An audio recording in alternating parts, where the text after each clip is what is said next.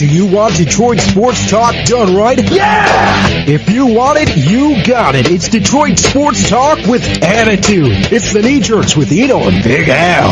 Ladies and gentlemen, I'd like at this time to introduce to you one of the finest running backs in the United States of America, and our number one pick, Barry Sanders. Here's Isaiah. Let's see what we got. All the way up. Go! We might not be in your car or on your transistor radio, but we're bringing you the best of Detroit sports past, present, and future. It's time for the Knee Jerks with two guys who know Detroit sports. Here's Greg Eno and Al Beaton. It's January 11th, 2022. I got the year right, amazingly enough. It's a brand new year, but it's the same old Knee Jerks, Detroit sports talk of Eno and Big Al. I'm the Big Al of the equation. Joining me, as always, is Greg Eno of the Out of Bounds blog, and he's got his fingers in a whole bunch of different pies. Greg, what's cooking? How's that for a segue or a metaphor?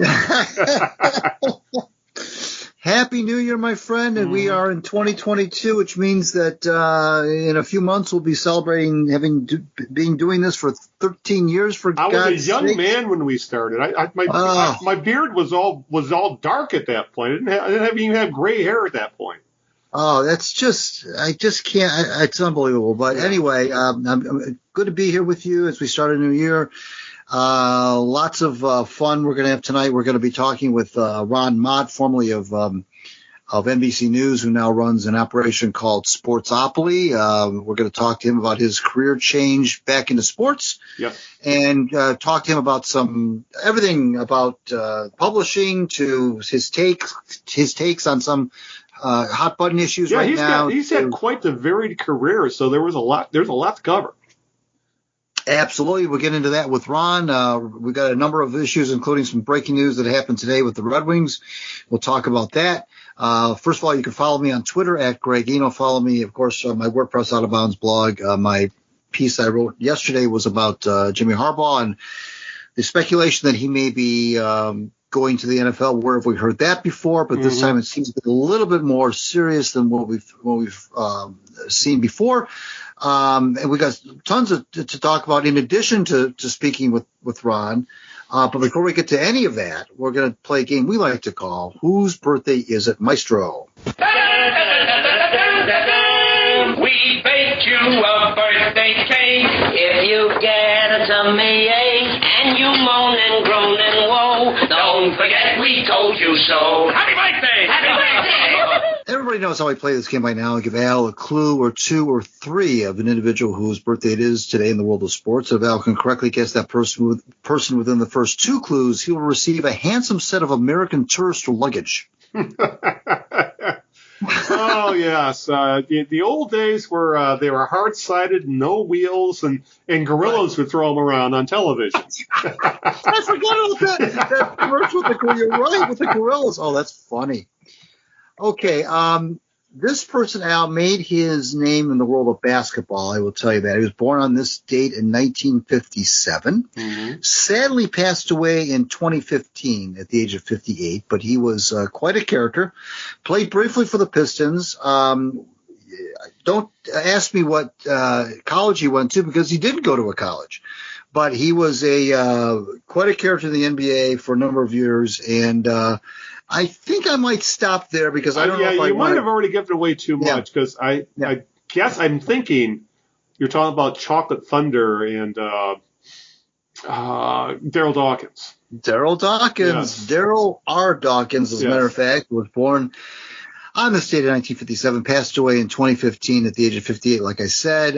Chocolate Thunder, like you said, it broke, I don't know how many backboards. He was a force of nature. He really was. Yeah, he was something else. He was really a character. He played strictly for the money. Yep. Jack McCloskey once said that he didn't know of too many players who had more talent than Daryl, but got less out of that talent than Daryl. But he kept people loose and happy and fun, and he had a lot of fun with the teammates and the fans and the media. And he was, he may not realize his total potential, but his mark on the NBA is indelible. Not only for those thunderous dunks that, like I said, broke the glass on several backboards. But just the fact that he was who he was. And Daryl Dawkins played briefly for the Pistons in the late 80s, passed away in 2015. So good job there, and you do get a handsome set of American Tourister luggage with no wheels, and they don't collapse. And I would like them in avocado green. Or how about Harvest Gold? Harvest Gold. Oh, yeah, you can tell I'm a child of the 70s, can't you? Right. All right. With that, Greg, why don't you introduce our guest? Well, Ron Mott and you'll hear this in the intro because we pre-recorded this in full transparency. Ron and I briefly first came to know each other in 2014 when I was working for the Detroit Water Department in media relations. The intro that I'm going to give you in a second will tell you more about him. So let's roll the interview with Ron Mott. It's about 40 minutes and enjoy. A guy named Ron Mott came into town. One more time, Greg. Start over, please. Okay. 3, 2, 1. It's funny how things come full circle, Al. Back in my previous life as a media relations guy for the Detroit Water Department, a guy named Ron Mott came into town and from NBC News and did a piece. This is 2014. Did a piece on the water department. I don't even remember what the piece was about, but I remembered him from that. And then come to find out, Ron is into sports writing, and I didn't know that at the time. And his background was in sports. He did a big, long stint at NBC News, won some awards, and covered a bunch of exciting things and traveled the world. And then he got back into sports writing, which I thought was pretty cool. And so I noticed that last year, and he and I went back and forth on Facebook a few times, and I thought, well, we should have Ron on the show. And he said he thought it was a great idea. And so here he is. On the other end of our line is Mr. Ron Mott, formerly of NBC News, and now the head of an operation called Sportsopoly, which we'll get into. But, Ron, thanks for doing this. Happy to be here with you guys. Thank you for the invite. Absolutely. It's really interesting because, like I said, I didn't know that you had that sports bug when you swept into town. And it was just such a brief interaction anyway we had. But it was so cool to find out that you indeed and when I first saw you get into sports, I thought that was your first foray into sports. He said, no. This is kind of like a return to my first passion. So kind of take our listeners, Ron, through first of all, kind of introduce yourself to the listeners who here in Detroit who may not know a whole lot about you. And just tell us about your background in sports before you went to NBC News and then just kind of the journey. I know that's a long, I'm asking you to do a lot in a short period of time, but just kind of take us through the journey which led up to what you're doing now. Well, I mean, so I started in the newspaper business back in the mid-'80s. I was actually in high school when I got my first, job working at the Kansas City Star and Times in the sports department, and I immediately fell in love with journalism, and so I worked that job in high school for 2 years. Worked every Friday and Saturday night, basically inputting scores for high school football games in the fall. And slowly but surely I would warm up to the editors there and started asking, hey, can I write some of these summaries of these games? And eventually they allowed me to do that. Ultimately I ended up going to the University of Missouri, and the paper kept me on as a correspondent for the campus, which was wonderful. So now I'm getting bylines several times a week. And that's kind of how the whole sports reporting thing started. I ended up staying 7 years with the paper and left there to go to the NCAA, where I worked for 4.5 years. And then after that, I took sort of a hard right turn. I went to work in Florida for Jack Nicklaus, running a marketing department for a sports management company that Jack and his family owned. And that was a great 2.5 years down there. And then I decided, I wanted to give television a try. So my late wife encouraged me to apply to Columbia University, which I thought was a little bit of a stretch given how average a student I was. And so I ended up applying and got accepted, was stunned to get accepted. And that's how my television career began. I did a couple of local stops, interned while I was in New York at CBS News, and then got hired at a small station in Burlington, Vermont. Did a year and some change there. Went to Kansas City, to work for the NBC affiliate in Kansas City, my hometown. And then the network hired me in 2005. And after 15 years of traveling all over the world, as you mentioned earlier, it was just time for me to slow down. That lifestyle it's a wonderful, wonderful, wonderful career. But I was ready for a downshift and wanted to get back to covering sports on a more regular basis. So I retired from NBC at the beginning of 2020, and then COVID hits. And so that sort of wrecked my sort of early retirement plans. I wanted to actually do some leisure travel. But obviously COVID had other plans. And so early this year, my agent, called me and said that, Facebook, was looking to get into the publishing, industry, the self-publishing industry, to compete with Substack. And they were looking for writers. Okay. And he said, would you be interested? And I said, well, give me a little more detail about what it is that they're looking for. He says they're basically looking to license content. So he set up a pitch meeting with me. I pitched them on sports. I said, it's in my wheelhouse. And they said, we love it. Go do it. And so I spent the, better part of 3 or 4 months just getting everything set up legally. And it's just a one-man shop. It's me. And hopefully it will grow into something bigger. But right now it's a great opportunity for me to get my toes back into the sports world without having to be a reporter. I get to write commentary, which is a lot of fun, brand new for me as a 25-year reporter, to be able to give my opinions on things. And so that's kind of where we are today. It's just 4 months old, and hopefully we'll grow into something a little bigger and better. So it's called, the operation you're talking about is called Sportopoly. I know you're on Twitter. I know you're on Facebook. Is this a website, Ron, that people go to, or? It is. If they go to sportsopoly.com, which is a URL that I own, it redirects over to Meta's platform. It's called Bulletin, and so I'm one of, I don't know how many exactly the number, probably roughly 90 to 100 writers that Meta has partnered with to launch this product. And so it will take you to the newsletter, and essentially it's. I try to write every 2 or 3 days. And, it just depends on sort of what I'm in the mood to write about. Generally speaking, it's been, seasonal, with the football season in play. Most of the articles that I've written so far have been about college and professional football. And so as the football season winds down, I'll sort of dig into college basketball and the NBA more than I am right now. That's a lot of fun. It's a lot of fun. And really, I was most interested in doing this to interact with sports fans. And so that is building and that's exciting because that's my fuel is interacting with people talking about sports. Yeah. Greg, if I could step in for a second, okay? Sure. Yeah.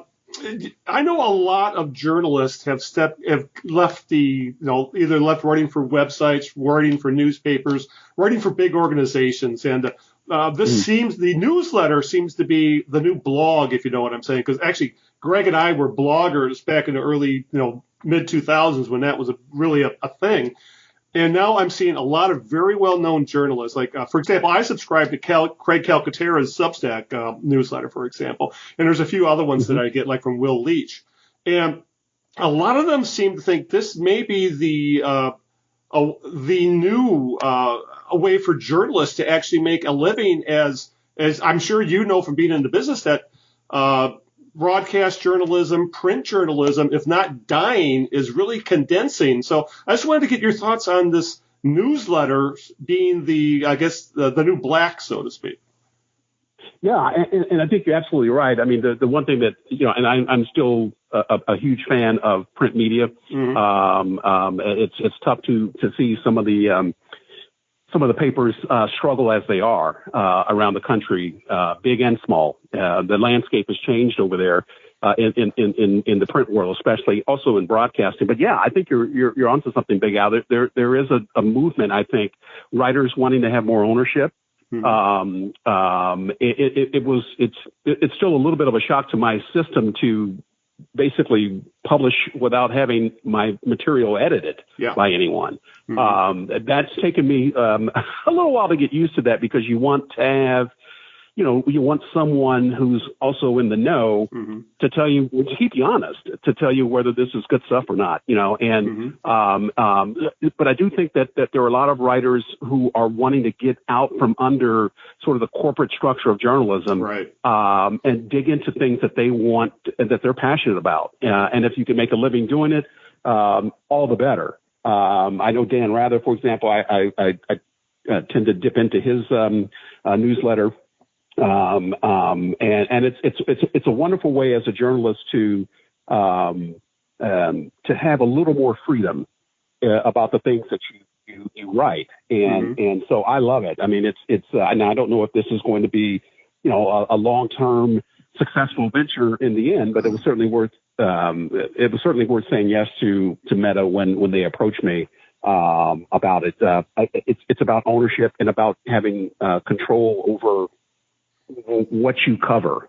And if you can monetize it, even better. But I do think you're right that this is a bit of a movement. I hope it doesn't imperil the traditional outlets in journalism, but it's a great way for journalists to take their voice into different directions and reach new audiences that they probably would not reach in a traditional job.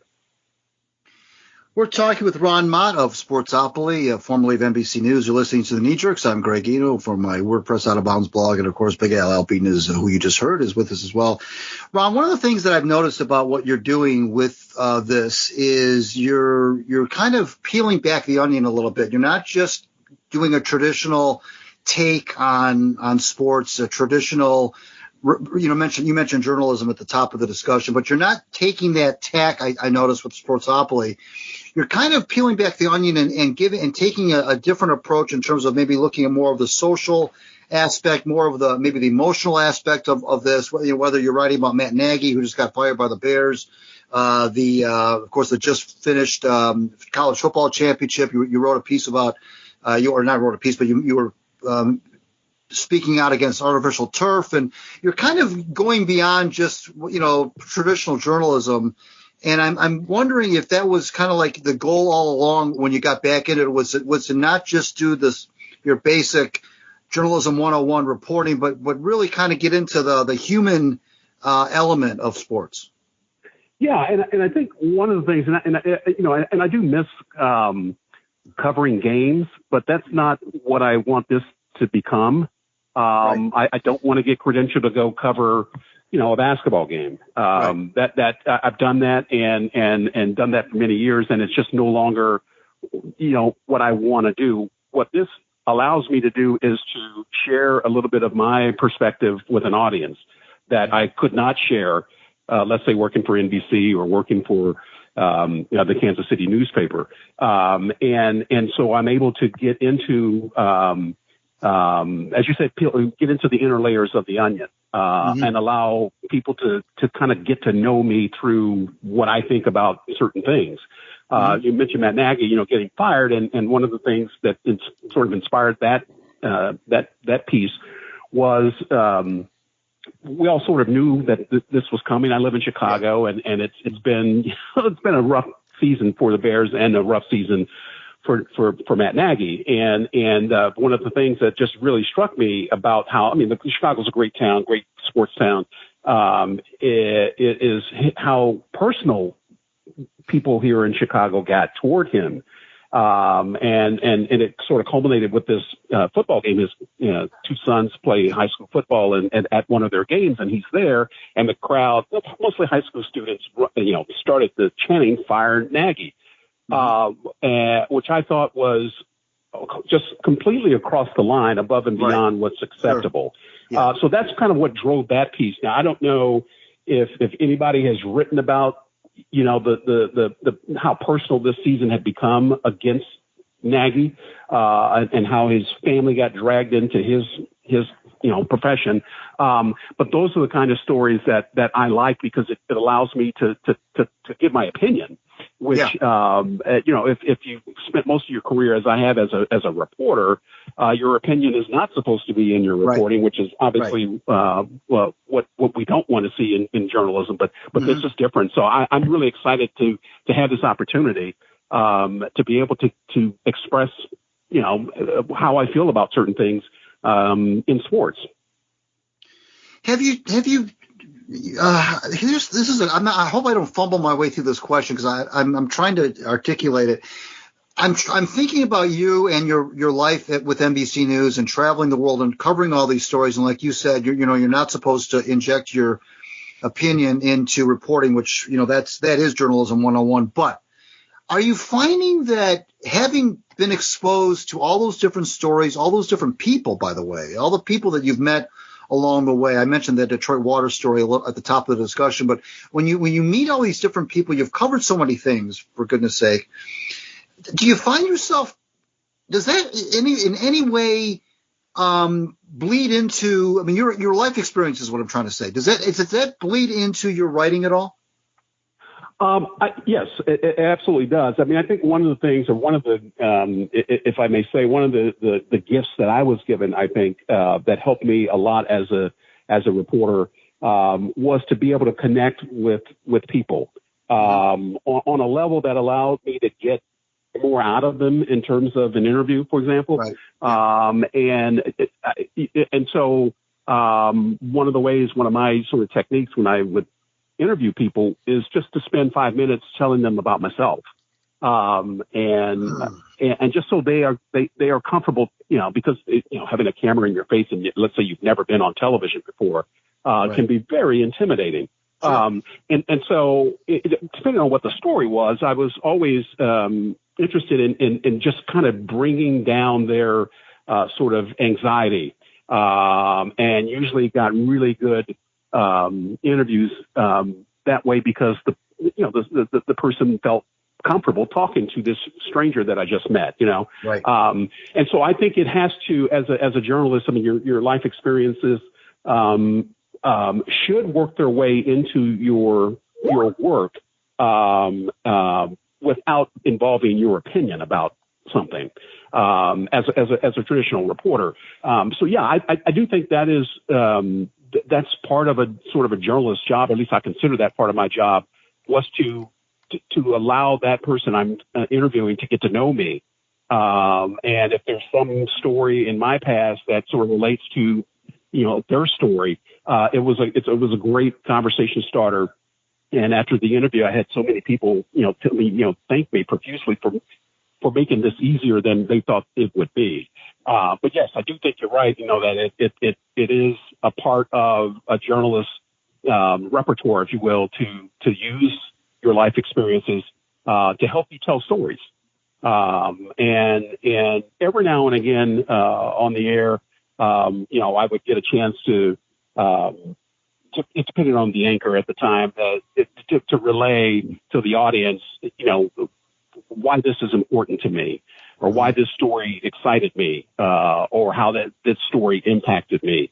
And that's what I really loved about the job. It's just getting a chance to experience other people and the lives that they have led, and what brought us together as a reporter and an interview subject. And I love that part of the job. That actually was my favorite part of the whole job, was actually just getting to know people. Sure. We're talking with Ron Mott of Sportsopoly. You can check him out at sportsopoly.com, SPORTSOPOLY.com, formerly of NBC News. And returning back to his love of sports writing, and you're listening to The Knee Jerks, I'm Greg Eno from my WordPress Out of Bounds blog, and Big Al Beaton is here. Let's bring Big Al back in. What you got for Ron Mott? Yeah, I find it interesting when you start talking about access credentials and things like that, because I know back when I first started writing, way back in those Wild West days of the blog era, I thought at the time access and having credentials would crimp my style, or it would neuter me somewhat. And then when I started writing for a site at SB Nation that actually had credentials, we actually had credentials for Detroit Tigers games. It was all of a sudden I started to think, maybe I need to think 2 or 3 times about what I write, because I don't want to screw over my writer who has credentials and could have those pulled at any time. So obviously being a broadcast journalist, you kind of had to walk that line. Do you feel a little more unconstrained or maybe a little more freedom now that you don't have to worry about access and that you're writing more opinion-based pieces than news-based pieces? Absolutely. And when I met with the folks at Meta, formerly known as Facebook, I was sort of incredulous throughout that meeting, because I thought, I had to ask them several times. I said, now I can write my opinion and you guys will publish it? They were like, yes. I'm like, oh my goodness, this is brand new for me. But I do think you're right, Big Al. It is very liberating as a journalist to not have attachments to, the NFL or the Major League Baseball, where I feel completely free. I mean, I got to be responsible as a writer, but I feel completely free to criticize. I feel completely free to applaud, and that's something that I'm just not used to as a reporter. Is I get to be a fan again,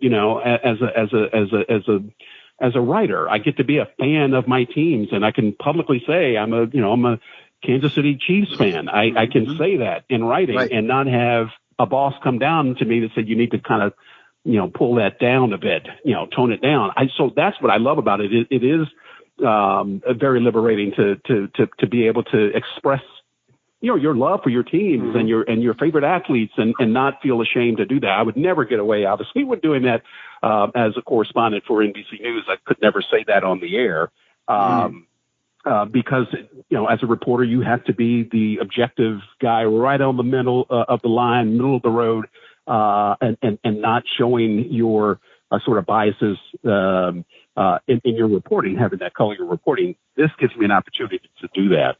Yeah, and to follow up on that, was it hard at times to cover up I wouldn't even want to call them biases, your beliefs at times? Because I'm sure you're at points, especially at NBC News, you were probably covering stories that maybe you thought the actual things you were covering were something that was something totally against your internal beliefs or your politics or something like that.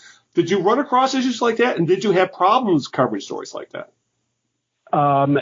Yes. There are over time there were a lot of stories that I question why are we doing this story? Yeah. And those conversations, we would have in the newsroom, and ultimately, I would say my piece, and management would say their piece, and I'd go do the story. Yeah. But I wanted. And that's the appropriate forum for that sort of conversation. They obviously would never want, that sort of conversation to be leaked out into the reporting and color the reporting itself. But yes, there were plenty of stories that I reported that I didn't think. Let's say that, I'm just going to make this up, but let's say there's a missing person story, which I've, covered a number of those, and I would have a gut reaction to the basics of the story as the facts as we knew them. I would cover these stories believing that the story isn't as presented to us. Right. But I'm going to report the story as a reporter should report the story. But yeah, so there was a lot of that. And fortunately, I think it's not on what I was lucky enough to be able to get through 20 some odd years as a reporter and not cross that line, where my personal beliefs about the veracity of a story, got leaked into my reporting. But yes, there were plenty of stories I went on the air with, where I didn't believe a stitch of what we've been told. I can imagine that for sure. We're talking with Ron Mott of Sportsopoly. Go to sportsopoly.com and check him out there. I'm Greg, from my WordPress Out of Bounds blog, and of course that was Big Al Beaton that you just heard. Ron, I want to talk about something that you mentioned at the beginning, and you kind of touched on, but it was the thing that kind of attracted me to you, which was I was impressed with your interaction with fans / commenters on Meta. Because sometimes one of the frustrations I have with whether it's on Twitter or Meta or wherever, when somebody puts something out, and people who are commenting, and that's why sometimes I don't even bother commenting, because I know that I feel like I'm just screaming into the ether, because I know that the person who I'm trying to talk to isn't going to reply to me. And one of the things I noticed that was really impressive to me about you was that you seem to respond to as many comments as you possibly can, which I find very endearing. I mean, there's not a lot of people that will write something, for example, or put out a comment or put out an opinion and then respond to people who are responding to that opinion. I mean, it's easy to throw something out there and then just run away and not face the music, if you will. I noticed that you are I know you can't get to everybody, but I know you're very good at making sure you try to reply to as many people as possible. And that's what really impressed me about you. And talk a little bit about the importance of that interaction and engagement that you were talking about, and not just throwing stuff out there and then just kind of like scurrying back into the shadows. Yeah, I mean, and I think again that for me is my fuel. I love talking to people, and I love the banter, and I love debating sports. And to me, that is the hook for the reader. I hope is that if they come and subscribe, by the way, it's free. Eventually, there may be some longer form material that I publish that we may offer paid subscriptions for those pieces. But that's what I get most enjoyment out of in this short 4 months is hearing from people, and then I want them to hear back from me and develop a relationship with them online, and hope that as I get to know the audience and they get to know me, we build this partnership really, where I'm going to throw out my opinions, or I'm going to write a feature story about somebody, and hope that it's good enough to A, get your interest, and B, to have you give me some feedback or give me your opinion. And I want to have that conversation in public with people. So I love it. I mean, it's great. And I obviously can't get to everybody who comments, but I certainly want to get to as many as I can. And as the audience gets bigger and bigger, that'll become more of a challenge. But at this early stage, I read every comment that comes in. And I try to reply to as many as I can. And sometimes it's just a thumbs up, or I agree with you, couldn't agree with you more, or I completely disagree with you. And I think by interacting with people that way, because you can't get that at the Detroit Free Press. You're not typically going to get that kind of response from their writers. So this is why I think this newsletter wave that is sort of washing over journalism, it has some real possibility of sticking around for a while, is because the reader, the consumer, has more engagement with the authors and the writers. And I love that. I love that. When I worked in the newspaper business, it's going on almost 40 years ago now, but you didn't feel any sort of real connection to the reader. Right. You wrote a piece, and as you mentioned, you kind of run back into the igloo, and that's it. That you did your job, you wrote your piece, and you don't hear from the audience, typically speaking, until somebody writes you an email or something. This is a way for me in fairly real time to interact with people and hope that they get to know me as much as you can for someone you don't probably will ever meet in person. But I would like to think that as the readers read more of my material, that they get to know more about how I think and what I think about certain things in sports, and I get to hear from them, what's important to them, what they like, what they don't like about certain things. And that's a lot of fun. It's a whole lot of fun, and I'm sort of addicted to it now, because I wasn't really sure when I started this, what sort of reaction I get from people. Right. So this is really great to hear from them.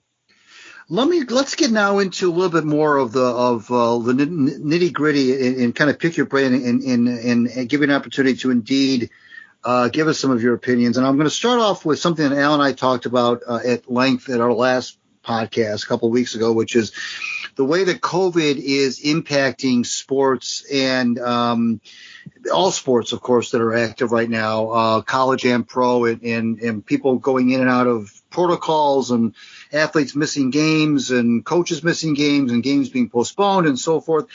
Where do you stand on how pro sports in general is handling this COVID mess right now? And do you think it's being handled in the proper way, or would you like to see some changes in the way that the professional leagues are handling COVID right now? Well, last year, the 2020, it feels like it was just last year. It's 2 years ago now. But when that first year of COVID, I thought it was remarkable, especially like the NBA, for example, how they did their playoffs down the bubble in Orlando. I thought it was remarkable that they got that done, quite frankly. As we have gotten vaccines now, I was really disappointed with the NFL here recently that when they modified their protocols because they are desperate to finish their season. I get that, right? But I've been thinking about writing about that because I thought the NFL has basically, after a year and a half of being a real adherent to the CDC guidelines and all, just basically threw their hands up here over the last 4 or 5 weeks and said, we're going to get our season finished. We're going to get our season in, and we're going to lower the protocols for isolation and all of that. By and large, I think the leagues have done a decent job. From March 2020 to the present, but that move by the NFL here recently, I thought was not the right message to send, because it made it pretty clear that all that they care about at this point are the dollars and making sure that they get paid by the networks and those stands are full of paying customers. So I would give them most of the leagues, I would say probably a B. But the NFL, which I thought had been at the forefront of leading, professional organizations, sports organizations through COVID, took a couple of grades back. They went south. So I hope they get their season in, and by next season we're on top of this COVID thing all over the world. But I thought that was not the right call for the league to make. Let's bring Big Al back into the discussion. What you got for Ron, Mott? Yeah, since I know you wrote about this recently, and the college football season just ended last night in another SEC-dominated playoff, and obviously we had a bit of rooting interest here in Southeast Michigan because University of Michigan actually made it to the semifinals. But where do you fall on the college football playoff debate? Because I think last night is really going to stir the pot again because we had two SEC teams play. And for what depending on how you feel about football, especially in the first half, where it was essentially the most valuable players were the field goal kickers and the defenses were dominant. And now it's going to start up the talk again about increasing the format. Do we need to go to 8? Do we need to go to 12? Do we need to go to 16 games? What's the best way to possibly break the stranglehold the SEC apparently seems to have, or if that matter, just Southern teams seem to have on the college football playoff? So I'd like to know where you fall in this. Should the playoffs be expanded, or because there's so many nuances to this, because they've made the bowl games kind of irrelevant, which has stirred up the debate over players taking the final game of the season off if they have draft hopes and things like that. So I just wanted to get your opinion on the whole mess right now that is college football, because they seem to have a lot of issues that they really need to figure out when it comes to money, when it comes to NIL, when it comes to the playoffs. And everything seems broken in college football right now. Yes, I do think the college – well, first of all, I think major college football needs to be reorganized because the Southeastern Conference is head and shoulders above any other conference in college football, and they dominate. And I think name, image, likeness is going to hopefully spread more of the talent around the country. But I think that the best thing that can happen for college football and this is a tall mountain, is to get the major conferences to all agree to be managed by basically a new organization, because the NCAA, and that's a whole other story, the management of that organization. The problem that I have with the way it's organized right now is we don't know how good teams are until they play one another. And so because they are split into all these conferences, you don't know if the Pac-10 is, or Pac-12, whatever they're called now, is on equal footing with the Big Ten until those teams meet. And yet we are then expected to rank them and see who should get into a playoff. Well, I say that the best way to do that is to have an NFL-like model in college sports, in college football, where there's going to be one organizing body that's going to handle all the scheduling. So no more playing, 6 games or 7 games against Big Ten opponents. If you're in the Big Ten, for example, you're going to play schools all over the country. So that we can get a better sense, the sporting public, get a better sense of who should be in a playoff at the end of the season. I was happy to see that Michigan, not happy to see how they lost that game, but I was happy to see them qualify and get in. We do need to see more teams in a playoff-like system, but I would much rather have the scheduling completely modified so that Alabama is no longer playing Vanderbilt every other year or whatever it is, that because Vanderbilt doesn't belong on the field with Alabama.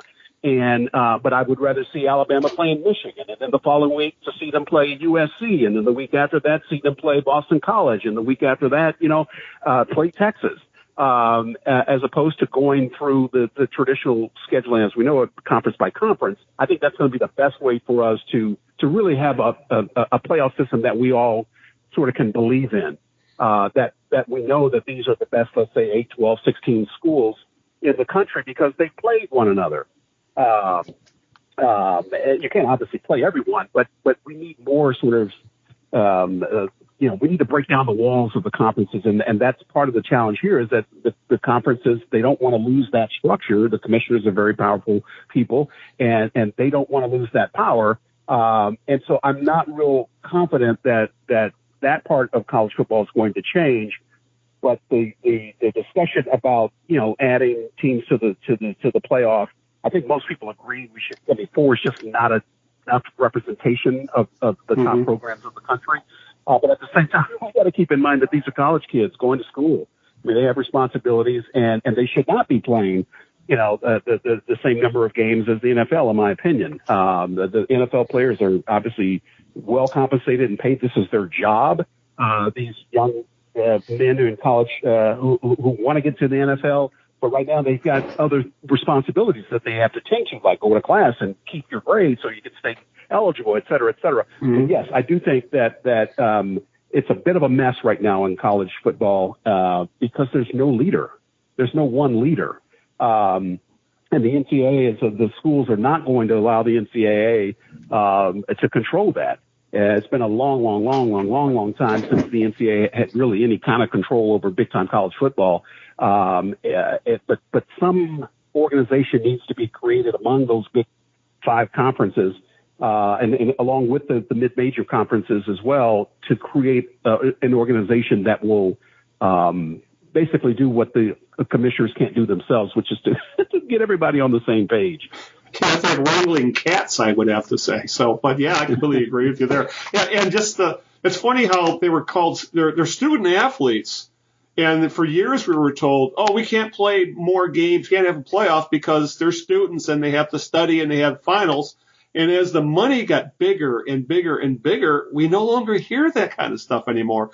I mean, you're right. So it's like the conferences and the NCAA are kind of talking out of both sides of their mouth, trying to play the amateurism card while raking in billions and billions of dollars in TV and media and merchandising and things like that. And yeah, I'm falling on your side at this point now that it's out of control and they need someone, like if it be it the SEC commissioner or maybe Jim Delaney would have been a good pick back when he was running the Big Ten. But you're right. I agree. There's someone needs to take control of college sports in general, because right now it feels like the inmates are running the asylum. Yeah, and back to the student athlete thing that you mentioned.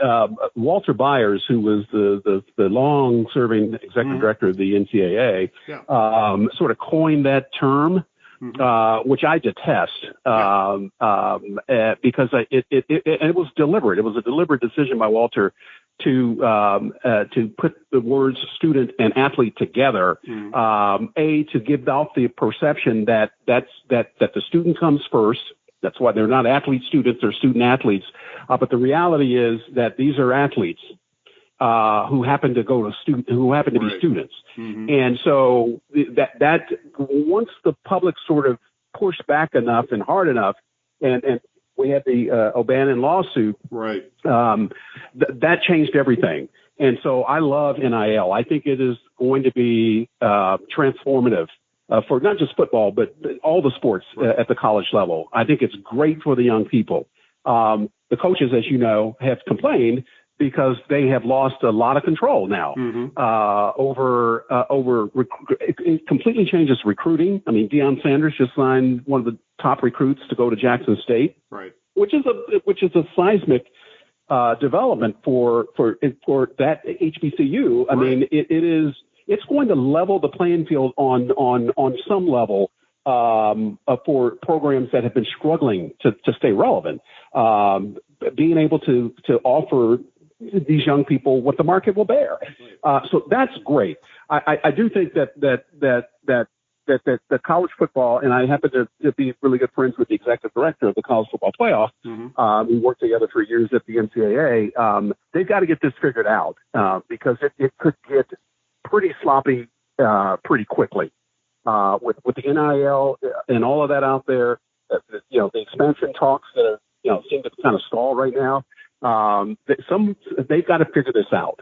Otherwise, it's going to get really messy, and I think we'll see a lot of infighting between schools.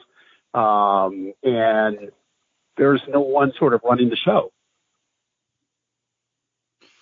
Well, I think that's a very interesting perspective. This is. I tell you what, we could probably go another 30 minutes just on this because there's so many, like Mel said, there's so many moving parts to this. But we unfortunately we have run out of time. Ron Mott can be read at sportsopoly.com. You can follow him on Twitter at Ron Mott. You can follow him on Facebook or Meta.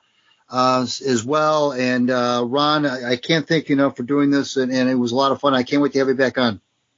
It was my pleasure, guys. Thank you so much. Happy New Year. I think I can still say that in January. Yep. And you got to stop it in February. But thank you guys for the invite. Go Tigers, go Lions. Okay, my friend. Thanks, Ron. We'll talk to you soon, buddy. You guys be well. Okay, bye-bye. And with that, we are back live, or live to tape, as they used to say. That was really interesting, Greg, because when you first brought up interviewing Ron, I wasn't familiar with him, and then when I went to Sportopoly, and they go, oh yes, it's a newsletter, which for a lot of journalists, that's really where a lot of the opinion-based type reporting or journalism is going to. Like I said during the interview, I do subscribe to a handful of newsletters, and there are a couple that I actually do pay for. For example, Craig Calcaterra, who used to write for Hardball Talk at NBC Sports, for example, and it was kind of interesting just to find out how the sausage is made, so to speak, and how a man who once was a well-known journalist who actually has a Wikipedia page, is now following his passion, I think is a good way to put it. Yeah, absolutely. Yeah. Good discussion. Yeah. With that, Greg, shall we do a Lions post-mortem, or would you rather go into the breaking news we got today in regard to the Red Wings? Where do you want to start? Let's start with Mr. Lidstrom. Yes. How about that? Oh, that's the spoiler alert. All right, but this actually broke while I was putting together today's show notes when I was doing the outline for the show this afternoon, and when news broke that Steve Yzerman, GM of the Detroit Red Wings, has named the perfect human, Nick Lidstrom, as Red Wings Vice President of Hockey Operations. At the time, there wasn't a lot of details known about what this position was going to entail. It's newly created because there's no like front office shuffling it out. He's not replacing anybody, or I don't think there are any lateral moves of any of the other front office personnel. This to me, Greg, it kind of sounds like what the Lions have done with Chris Spielman's position with the Lions, where essentially he is there to do the bidding of the general manager and ownership. And from what Steve Yzerman said later on, later in the afternoon, that sounds exactly what Nick Lidstrom's going to do. Is that I think one of the things he said was Nick Lidstrom's job is to watch hockey. Be it at the NHL level, be it at the junior level, be it the European level, be it the AHL, NHL, KHL, Sweden, wherever. His job is to watch hockey, help and essentially help improve the on-ice product in whatever way possible. And however that ends up working out, and it really does sound like what Chris Spielman does with the Lions. He's just there to give advice and to help and help out things in the front office when it comes to evaluating and making decision making. You could do a lot worse than maybe the best defenseman in NHL history. And actually, It's kind of nice to see another highly decorated and hopefully qualified for the position player return to the fold, because obviously Lidstrom, one of the things Lidstrom is getting him back into it, that his kids are grown. I think he's only got one kid left at home, so that he's getting the itch again. So it's just it's interesting just to see how many Red Wings of that era are kind of coming to join the Wings in the front office, or some have been there for years, for example, like Chris Draper for one. So I was kind of surprised to hear this, because there was no inkling this was going to happen until the announcement came this afternoon. But for Red Wings fans, this is like some of the best news they could have, because, I mean, you're talking Nick Lidstrom, who, if you designed a perfect hockey player, you would probably design Nick Lidstrom, because that's just the type of player. That's just that's the type of player he was. He was fundamentally sound, extremely talented, had the highest hockey IQ. And I guess the hope is that he can take what he could do on the ice, much like Steve Yzerman, and transfer that into working in the front office.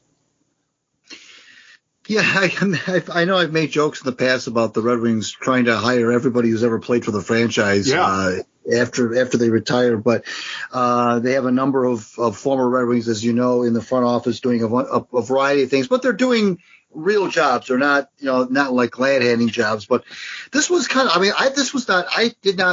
this flew under the radar. I didn't hear any talk about this happening until the news broke. Yeah, this I think surprised everybody. It really no rumors, no chit chat. And I don't know if that speaks to the quality of journalism anymore, because these are the kind of things that you think would be bantied about, just like when the Lions hired Chris Spielman last year.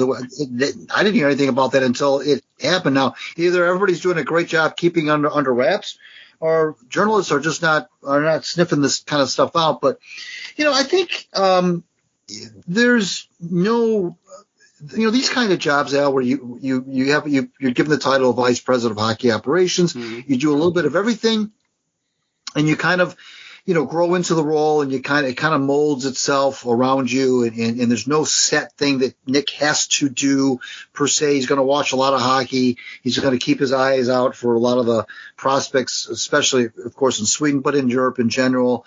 He's going to, apparently, according to both Yzerman and Lidstrom, he's going to, at least for the time being, stay in Sweden, live there, and kind of do the job remotely. Right. I think that what I like about this is that, and I don't know ultimately how much impact this is going to have on the state of the organization, but the thing I like about this fit is that, as you know, Nick was such a cerebral. I've said many times on my blog that I don't think Nick ever threw a body check in his life. I mean, but he was one of the best defensemen. He was always in perfect position. Oh, positioning and stick work and angles and it was unbelievable what he could do. And he was still playing at a high level when he retired. Yeah, absolutely. Because he was just so non-physical yet so good at the same time. Well, I think can bring that. Some former players. And Spielman, frankly, is one of those guys, to be honest with you, who play with a lot of intensity. I know football's a different sport, but play with a lot of intensity, a lot of emotion, very passionate and so forth. A lot of these words are cliche, but you don't know necessarily if that's a good fit for a post-playing job. You don't know that that's necessarily a good fit for the front office, and you don't know. With Lidstrom, though, it's kind of like the Brendan Shanahan thing. Even though Shanny was very physical and he was a fighter as well as a scorer, but he was very cerebral as well. And when he played, and he was a wine connoisseur and liked movies and so forth. And so I wasn't surprised when he made the transition to management with the Leafs.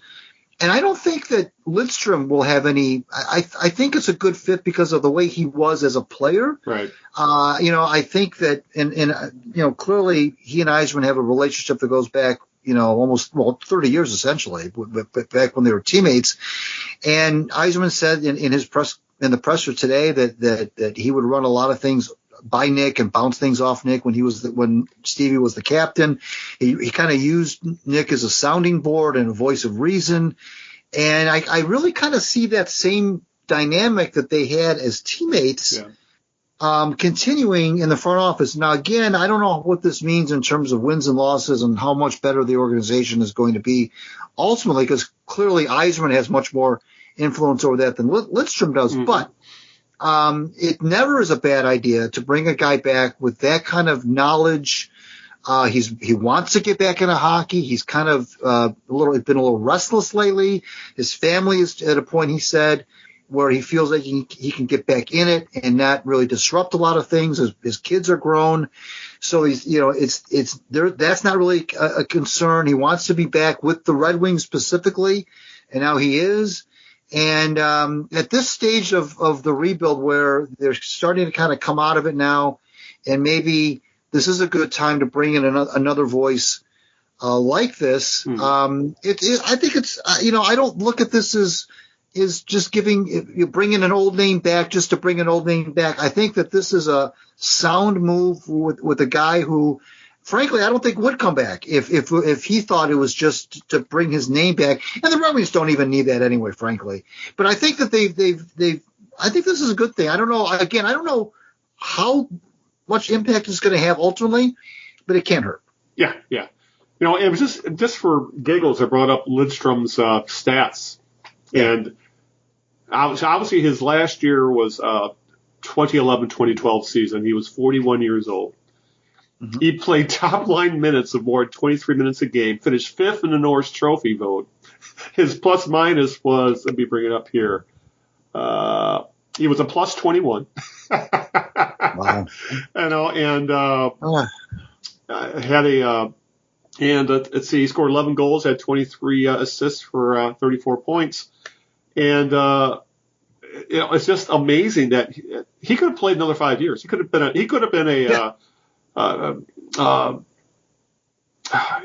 Tom Brady type guy. Yeah, Brady or how come I'm forgetting the other Detroit defenseman of that era who played till like he was 100? You know what I'm talking about? What's that? Chelios. Yeah, Chelios played till he was 47 or something like that, 46. But yeah, because I was looking at just bring up his numbers, and he was like top 10 in Norris voting. Obviously, I think he won 5 or 6. He was in top 10 in the Norris voting for like the last dozen years of his career.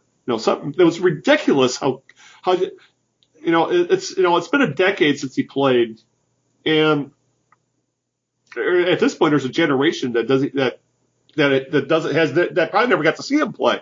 And just looking back at his numbers, it's just amazing how good he really was. So yeah, I'm with you that I hope this his passion for the game and his skill for the game can translate into what the Wings wanted him in the front office. I just wonder if maybe, I guess the difference is, I think you could tell from the get-go, Steve Yzerman wanted to be was his ultimate goal was to run a franchise. So he got into it at a much younger age. Lidstrom's 51 years old now. So my first thought, maybe he wants to become a GM or he wants to have some sort of, or become a team president or something. But at age 51, that's kind of a late start for that. So I'm just wondering, maybe, like you said, he just has the itch. He wants to help the team that essentially, that he's associated with, became the face of the franchise of. And I'm not going to complain one bit. If Nick Lidstrom wants to be a Red Wing for life, Nick Lidstrom gets to be a Red Wing for life. I would just hate to see him leave for another franchise if that's a way for him. If he does want to become a GM or become a mover and shaker in NHL circles, obviously he would have to leave a team like Yzerman did. I'd hate to see it, but I'm all for Nicholas Lidstrom to be back in hockey, period. I think that's good for the game. Yeah, I agree. That's a good point. That's a very good point. You're right. Absolutely. As many Norris trophies as he won, which was 7, by the way, and the last one that he won, he was 40 for God's sake. 40, the year before he retired, he won Norris, and he was finished in the top 5 the year that he did retire. Right. The way he won it so many times, and I still think he got ripped off a few times. He did, exactly. Exactly. He should have won it more. Oh yeah, he could have won it 10 times. There was a couple times I think he didn't win it because he just wanted to give it to somebody else.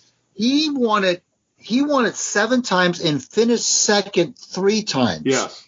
So 10 times he was either the best or the second best defenseman in the National Hockey League. The guy was it was unbelievable. Just absolutely unbelievable. But you make a good point though about it being good for hockey. I think you're right.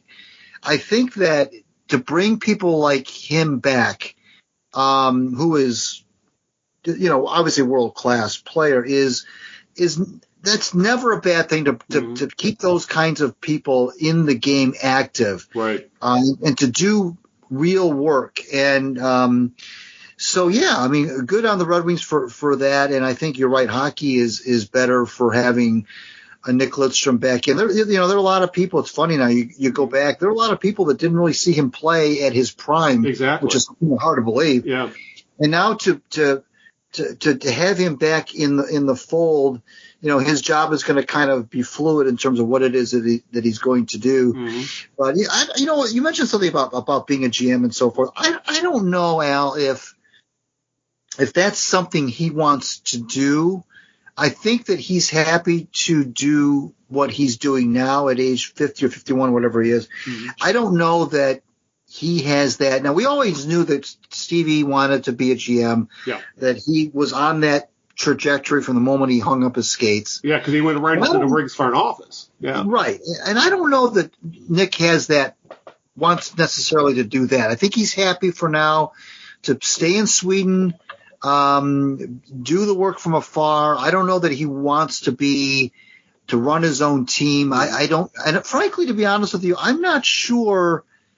As much as we've just been praising him left and right here, I'm not sure that he would be a good fit to be a general manager. And I can't really put my finger on why I don't think he would be. Well, you think it might be the Ted Williams thing because Ted Williams, as great as a ball player he was a horrible manager because it ultimately came down to he thought, why can't you do this because I could do this? It could fall in that. That's always the fear when you have an elite athlete who goes into management, either at the front office level or on the field or ice level, is that the fear is that they can't relate because they were just so good and the game was not as much of a struggle for them as it was for your run-of-the-mill player, that it doesn't translate. So that's always kind of the fear when you bring these Hall of Fame type players back. But I really have a hard time believing that would happen with someone like Lidstrom just because he was just so cerebral of a player that it wasn't as good as he was as a player. I think what made him elite wasn't his physical skill. It was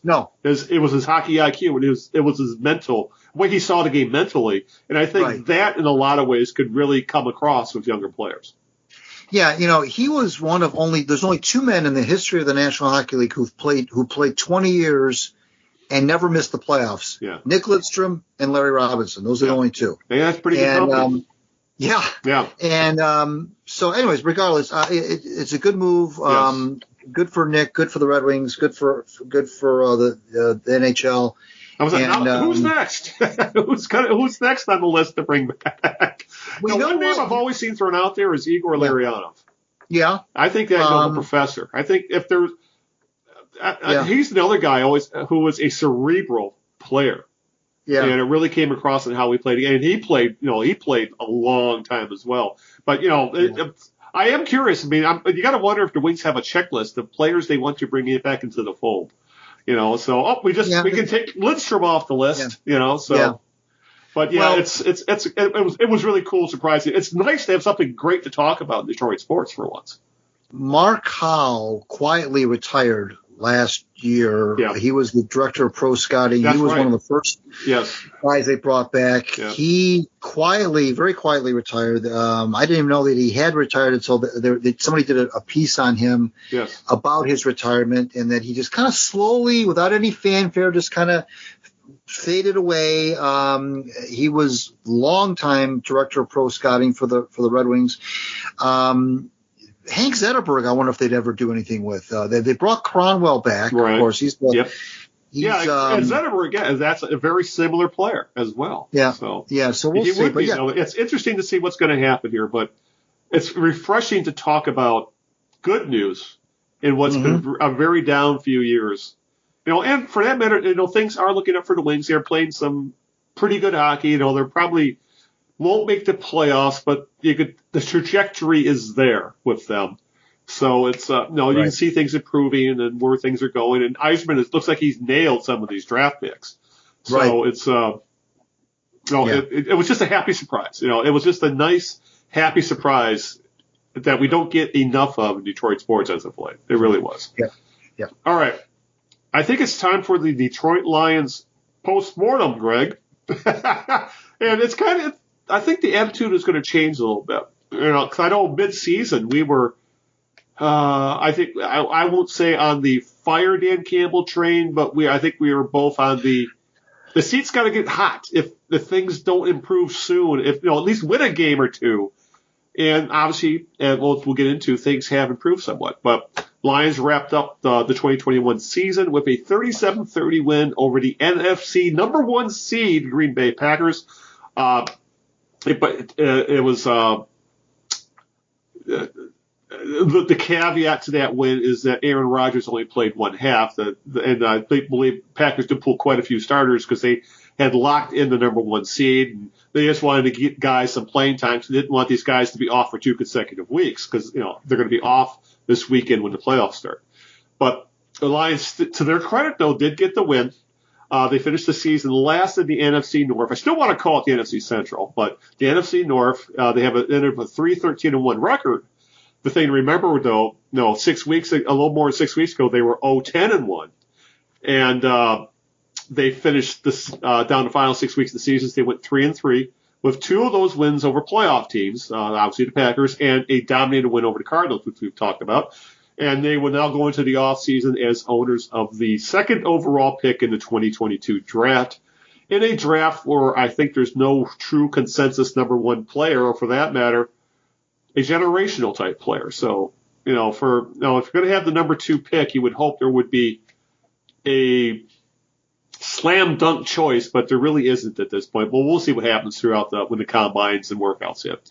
But it's really strange, though, about all this, Greg, is how, the narrative has changed or opinion has changed from people were absolutely, and we were part of it, absolutely royally pissed at this team.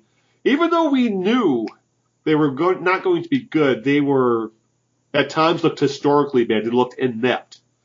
But over those final 6 weeks, they kind of turned things around. And to Dan Campbell's credit, he never lost the locker room, unlike someone like Matt Patricia, who essentially was trading away Pro Bowl players to avoid a mutiny, I guess, or he was afraid of one, so he traded guys like Slay and Quinn. Yeah. And but he kept the locker room together. Jared Goff started playing like an NFL quarterback again over the last 6 weeks, and all of a sudden the Lions look like a very stable team on the uptick. When you look at the other teams in the NFC North, Craig, because The Vikings and Packers on Monday, on Black Monday, they cleaned house, firing both teams fired the coach and their GM. The Packers are kind of in this. We don't know what's going to happen with them because really, they go as Aaron Rodgers go, and for much of the season, it looked like Aaron Rodgers was ready to take a walk. So we don't know if the relationship between the Packers and Rodgers is going to remain fractured. Is that going to break up? What's going to happen there? So all of a sudden, the Lions look like a fairly stable team that actually has a plan, which, talk about a flip in the narrative over the past 2 months. I didn't see this coming, but it's actually I'm good to see, I guess, because I do think some of the talk is a little overblown because it's the NFL. You're supposed to win a handful of games every year. It's just the way it's set up. Right. But you also cannot deny that the team did play a lot better over the final 6 weeks of the season. Yeah, I mean that even for someone as jaded as I have to admit that yes, they did play better. You jaded never. I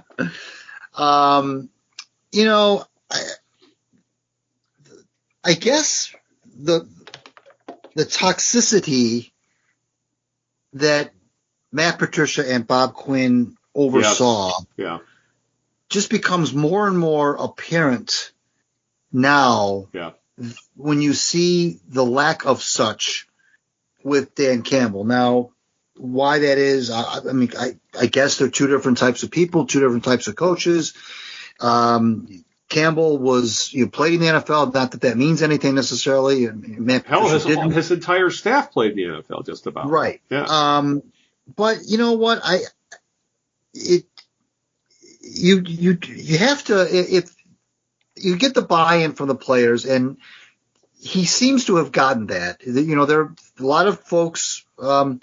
When I say folks, players, I should say not folks. A lot of players who, when they were cleaning out their lockers yesterday and Sunday, said, love the staff, love him, really think we're onto something good here. Mm-hmm. Frank Ragnow said, don't get me wrong, 3 wins is brutal, but I can see a light at the end of the tunnel.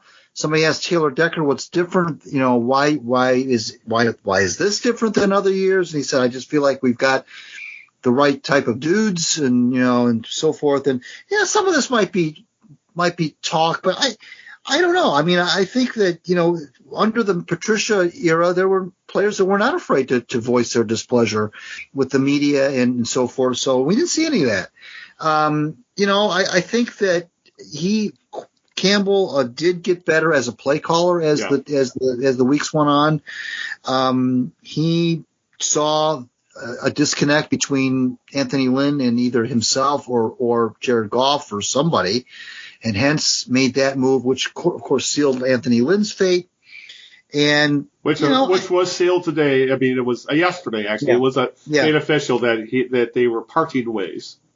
But you know what, Al? You and I have one of the things that we've complained about with the Lions is that that we always feel like they're spinning their wheels, because it always seems like no matter what they do, no matter which coach they hire, no matter what free agents they sign, no matter who they draft, things are never going to change, because obviously it's easy to point the finger at the owner. Right. But we always have we have ourselves used that culture word. Yeah. It's a losing culture. Everybody who comes through here gets lionized and so forth. Right. And if I have to say anything that is positive about a 3-13-1 year is that culture seems to be being chipped away at a little bit. Now, the proof will be in the pudding, of course, going forward. But I don't feel as much of a pall over the organization as in the past.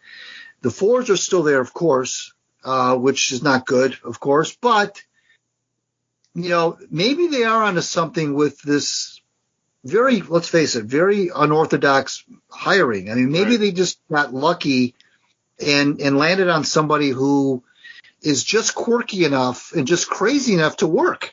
I mean, maybe that's what the key was to just find somebody a little bit eccentric enough, a little bit crazy enough to work. One of the things I've always said is the Lions never tried their hand at hiring a really, truly big-name coach, Steve Mariucci notwithstanding. But On the other hand, how many people do that? How many teams really do that? How many of those are out there anyway, really, frankly? So they went this quirky route, this eccentric, weird route. Nobody had Dan Campbell on their bingo card as a potential head coach, I don't think, anyway. Mm-hmm. And here he is now, and if nothing else, I feel like, I mentioned that early in the year I wasn't seeing any growth, and I said 2 weeks ago that I was seeing some growth from him. I am seeing I saw some really good play calling against the Packers. I mean, let's face it. I mean, I know that Green Bay wasn't playing for anything, really.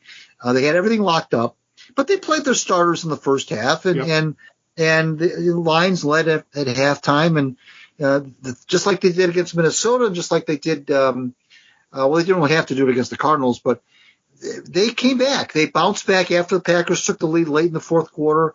A lot of times you would have said, that's it, same old Lions, that this is how they're going to lose. And they found a way to drive the ball downfield and get it in the end zone and win the game. And they made 2 interceptions at the end of the game off Love when they needed to make interceptions. So, I mean, they still need they need players. They need talent. They've got all these draft picks. They got some money. They're probably going to cut Trey Flowers. They'll probably get some more money that way. So as much as I despise saying this, that there may be some light at the end of the tunnel, but it's still they could still go out next year and bungle this whole thing. But we'll see. Yeah, and like when you talk about the play calling, it's like they ran a couple of big time trick plays on Sunday, but they worked because of stuff they had done in the previous few weeks, specifically with Amon-Ra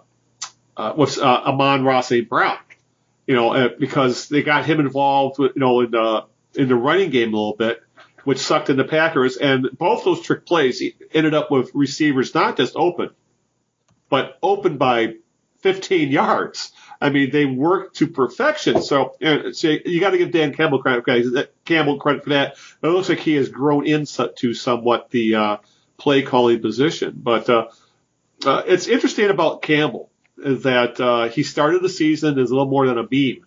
The meat-headed, kneecap-biting coach. It was a laughingstock for a lot of, especially if the NFL media. So who is this clown who wants to bite kneecaps, and he's all rah-rah and yelling, and as we talked about after that press conference was not for the national media. That press conference was for Detroit Lions fans, and Detroit Lions fans ate that shit up, and and a lot of them ate it up all year long, and a lot of people like us didn't really buy into it till later in the year, or I wouldn't say buy into it, at least see that something could happen here with them, because we've been burned so many times by this organization. I'm loath to go jump in both feet, so to speak. But he's gone from a meme, the kneecap biting guy, to in the mid part of the season when they were 0-10-1, I should say, and there was talk, should he be on the hot seat if we don't win a game? This franchise can't have another winless year, blah blah blah. And then over the past 6 weeks, they go 3-3.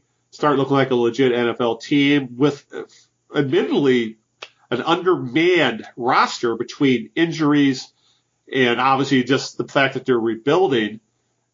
And he ended the season being praised by a lot of the national media to the point where there was a long article in The Ringer saying the Lions rebuild might be the best in the NFL right now. And a lot of that is because of Dan Campbell. The same Dan Campbell, the national media essentially pointed out as a laughingstock back in August. So that is an amazing turnaround for Dan Campbell. And I guess the other thing that we need to remember that he's not a rookie head coach. He had experience as a head coach working as the interim guy in Miami.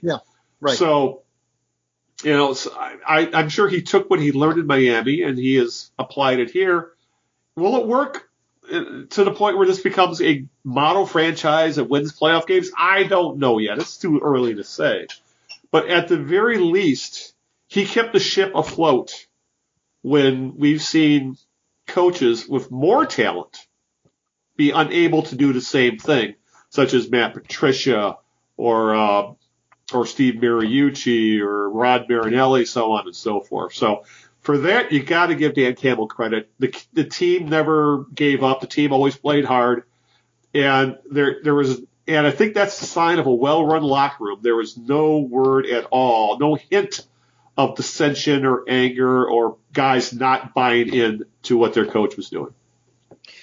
You know, it's hard to say whether or not the guys that the Patricia got rid of, like Diggs and Slay and so forth, it's hard to say whether or not they would have thrived or they would have been a good fit. Because you don't know if they would have fit into a rebuild at all. Yeah, but at the same time, you know, after hearing about what some of the things that the Diggs and Slay were upset about, I don't think that would have happened with Dan Campbell, frankly. Right, exactly. I mean, they may have been unhappy or not played well for other reasons, but I don't think it would have been for anything like that. Yeah, Matt Patricia just sounds like an absolute miserable son of a bitch. Yeah. He really does.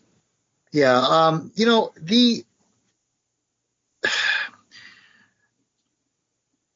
if there's anything, I mean, one of the things you can look at and really be heartened by when it comes to now, Brad Holmes had obviously some big time misses in free agency, missed big time on Perriman, missed big time on the guy he got from the Raiders. Right. The receiving, that was a joke. He was rescued, and the whole team was rescued, frankly, because the injury to Cephas and so forth, he was rescued by this Amon-Ra St. Brown kid. Yeah. I mean, this guy reminds me of Golden Tate. He really does. Yeah, I mean, I think that's the perfect comp for him. He's got the same skill set. Yeah. He can run out of the backfield. Like, well, Tate was a running back in Notre Dame. He can run out of the backfield, and which they use. The thing I liked about St. Brown was the Lions used him in different creative ways. Yeah. So they would line him up in the backfield, give him a handoff. He'd run for a touchdown. He had a big-time play against the Packers where he got hit real hard, bounced off that tackle, and got another 15, 20 yards after the catch. This kid is tough as nails. They found him in the 4th round out of USC. Mm-hmm. And all of a sudden now the receiving core, which going into the year was just god-awful, now at least you've got one guy for sure, the St. Brown guy, who could be – somebody you build other pieces around. Maybe he could be a slot. You know they're going to draft a wideout. They pretty much have to. Oh, yeah. You still have to have somebody. But between him and actually signing Josh Reynolds, who actually turned out to have some gas in the tank. Reynolds was a good addition. Yeah. I thought Khalif Raymond played well. Yeah, another guy who built up. He'd never had a chance. He'd been in the NFL for a while, but never had a opportunity to get the playtime. He got the Lions. So didn't have a great year, but he wasn't a black hole either. He was a player type. And like you said, but like you said, they need another wideout. They need a true wideout, number one outside guy, because I think they got like the number 2. If they decide to keep Reynolds, they got a number 2 in him, and then they got the Sun God, who could be he's not I think he's better suited to the slot like Golden Tate was. They need their Marvin Jones. You put him there, and then you leave him there for the next 7 years. Yeah, they need somebody that can. They need a Herman Moore type, or an outside guy who can win, or a Galladay type, a guy who can move it with the 50-50 balls, that kind of thing. Jamar Chase. Yeah, exactly. Here's the thing, Al. You were talking a few minutes ago about national writers comparing rebuilds, and I think you and I read the same piece because I think I read the same piece that you did. Yeah. But the Giants, who are, I mean, first of all, the Lions are no longer the laughingstock of the NFL. They really aren't. Yeah. That belongs to either the Jaguars or the Giants. As far as the Giants, yeah. Now you look at the Giants, and how come you never hear about Kenny Galladay? Well, you pull up Kenny Galladay's stats with the Giants. Disappeared. Yeah. No touchdown. No, zero. I think the number I like the best is Taylor Decker had more touchdowns this year than Kenny Galladay. Yeah. Galladay, I think, only had like 37 catches or something. Yeah. No touchdowns. Right. The guy disappeared off the face of the earth. Now, he may come back, bounce back, and have a year. But he did nothing with the Giants, and the Giants are a mess, an absolute mess. They're worse than the Jets now, and the Jets were used to be pretty bad. Yeah, they finally fired their coach today after everybody thought it was going to happen on Monday with Joe Judge. They finally fired Joe Judge. Yeah. But, it's And there's a lot of people who were. I wasn't sure if letting Kenny Galladay go was the right thing. I think it ultimately was because of the rebuild that they were going into. But he played pretty darn well for the Lions. But there was always questions with him that he got by on not speed, but being able to outbody guys, outmuscle guys for the ball, win the 50-50 balls. Yeah. But and those last couple of years here in Detroit, he was hurt a lot. And that I think that followed him to New York, and it looks like it got worse rather than getting better. And he got paid to do so. But it was just refreshing to see as the season went along. You started to see guys step up that you didn't expect to step up. Obviously the Sun God being one of those guys. Another one who actually kind of stepped up towards the end of the season, Greg, is a guy that everybody ragged on, including us. That would be Jared Goff, which I think at this point looks like he is probably – I think he will be the quarterback next year. And so the question is he's obviously the quarterback of the present, but will he be the quarterback of the future? Because his contract is cuttable after next year, but he still actually has 2 years on his contract after that where he's going to be paid like a top-tier quarterback. But he was one of the NFL's worst quarterbacks in the first half of the year, Greg. And I think it kind of reached the nadir in that Pittsburgh game where he didn't play hurt, but he was awful. The lack of a better term, he was just playing bad in that game. But after he missed a few games of injuries, and I think he missed some of COVID as well, over the last 5 games he played much more like the guy we saw in his early days with McVay.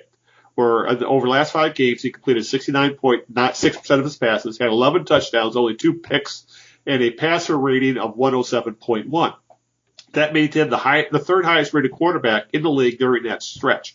He had better numbers than Matthew Stafford over the last half of the year. So, and obviously, for some of the reasons his performance picked up, we talked about. Dan Campbell got more comfortable with the play calling. He was recovered from injury. The Lions got some legit wide receiver play, as we mentioned, in Reynolds and St. Brown, Raymond, all these guys starting to step up and make plays.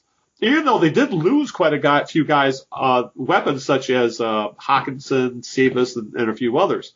And a few guys just never panned out. But and also it looks like that he improved when Anthony Lynn wasn't running the offense anymore. I think that whatever reason, Lynn and Goff didn't click, much like Campbell and Lynn didn't click. Who knows why? Sometimes these things happen. Right. But the combination of him playing pretty well in the second half, what looks like to be a fairly mediocre quarterback draft class, and his contract means Goff's going to be here next year. I still want to see this team draft a quarterback. If not this year, they got to do it next year, because I guess the one stat that really stands out with this franchise. They have not taken a quarterback in the first 2 days of the draft since Matthew Stafford in 2009. If anything, that's reprehensible. If anything else, you can't. The quarterback position is too important to. You do have a franchise guy, you can't ignore the position for a decade, which is essentially what the Lions did after drafting Matthew Stafford and obviously with Jared Goff as well. So. They got to get, if not, we talked about it last podcast, they got to improve the quarterback room. If that means if they fall in love with a guy in this draft, then take him. If they think the guys that they're going to need are going to be the guys they really want are going to be available next year, then get him next year. But they cannot go past next year and not draft a quarterback in the first or second, third round, probably first or second round. They got to draft a guy. It's true that statistically Goff did play better. There's no lie. The numbers don't lie. It's small sample size. You got to throw that in there as well. Well, yes, but the thing, you know what, Al? I still think he misses too many. I still think his accuracy is not very good. I mean, I think he can manage a game. I think he can, he can do okay, but I still feel like he doesn't have a good touch on long balls. I think he still misses too many open receivers. He overthrows them, throws behind guys. I'm still not sold on Jared Goff. Yes, he played better, no question, but you're absolutely correct. That position has to be addressed for sure. There's no question about it. Whether it's going to be as his backup and maybe they decide that they're going to run with Goff for a few years and what, I don't care. It doesn't matter.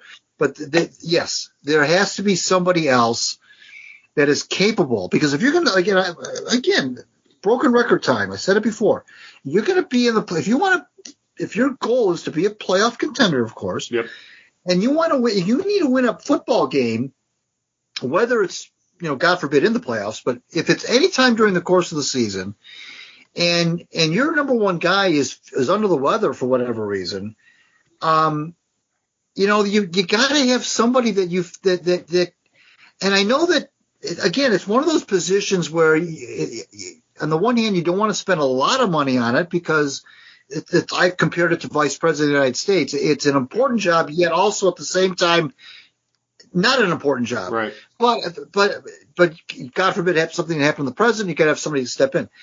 The backup quarterback can't be a guy like Boyle.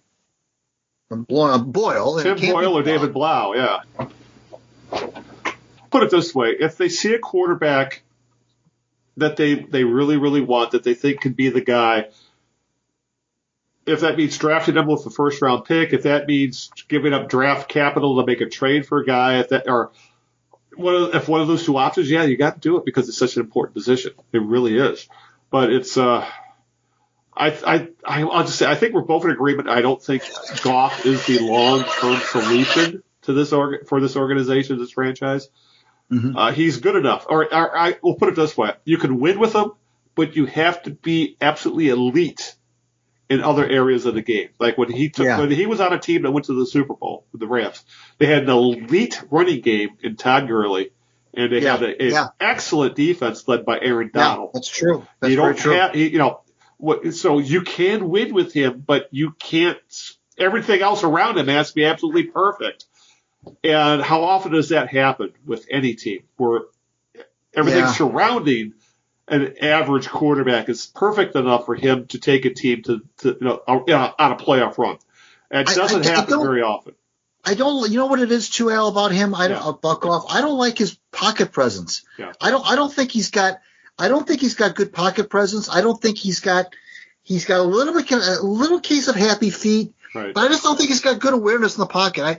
There's some quarterbacks you look at that just Rodgers is one of them, and I know I'm comparing him to one of the greatest of all time. I get it. Right. But that just goes to show you that those elite quarterbacks have that, that eyes in the back of their head kind of a thing, where they can sense it.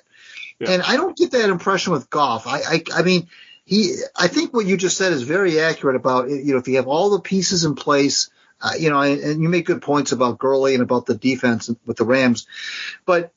And like you said, though, that, how often you have that, of course, but I don't like his presence in the pocket. I feel like I don't feel comfortable with him back there.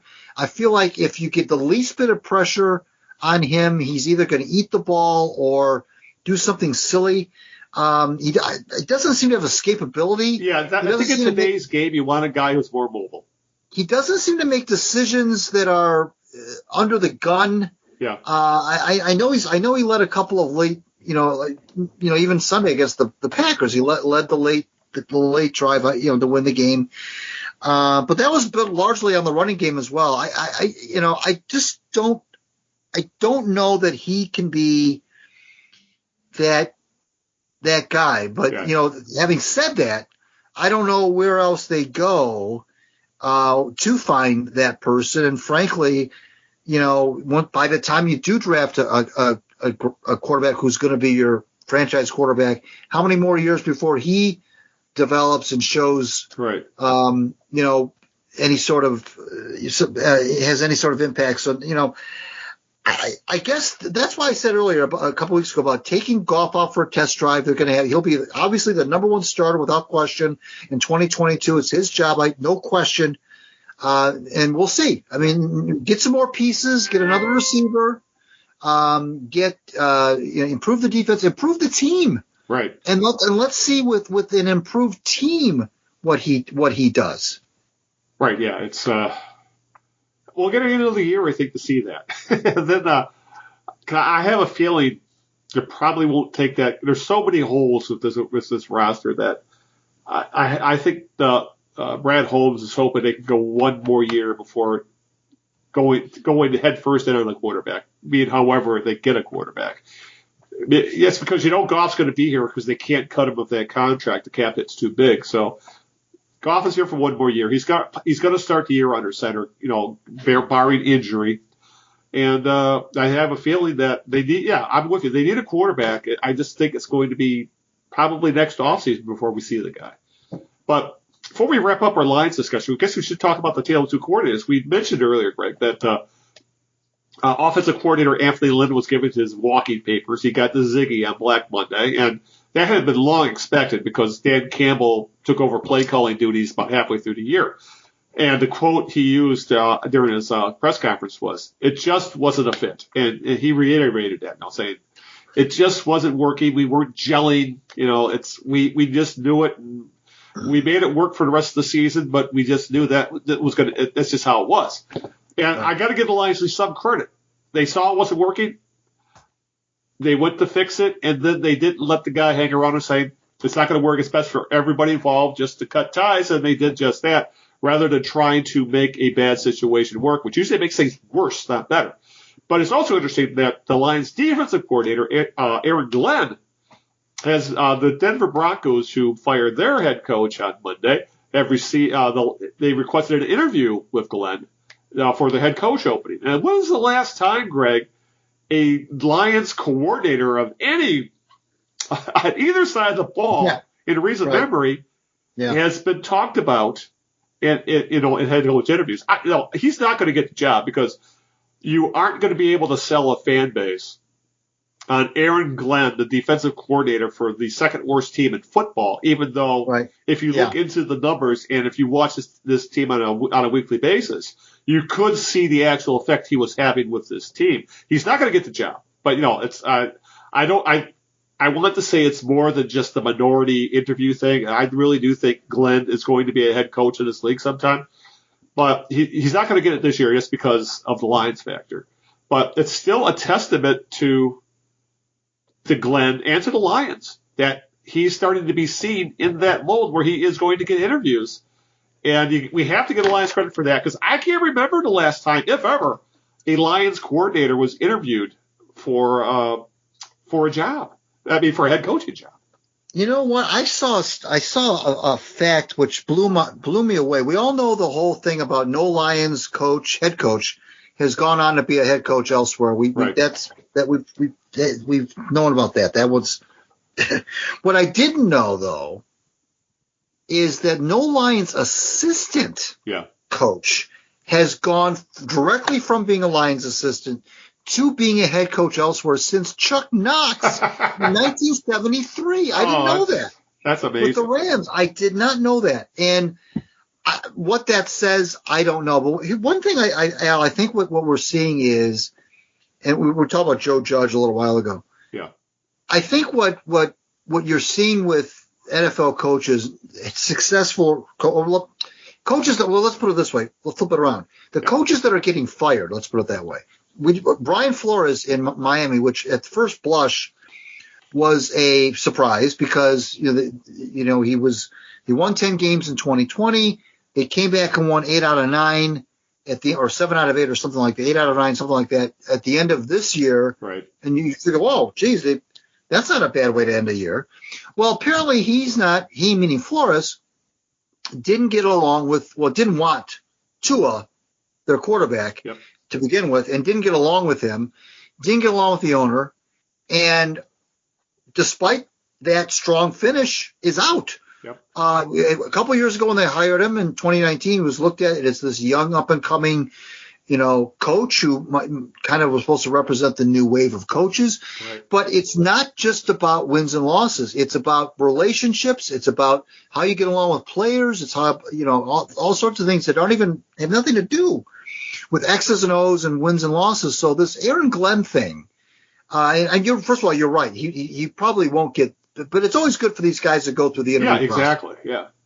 But I think what we're seeing is guys like that, and the Lions DBs especially are just sing Aaron Glenn's praises up and down.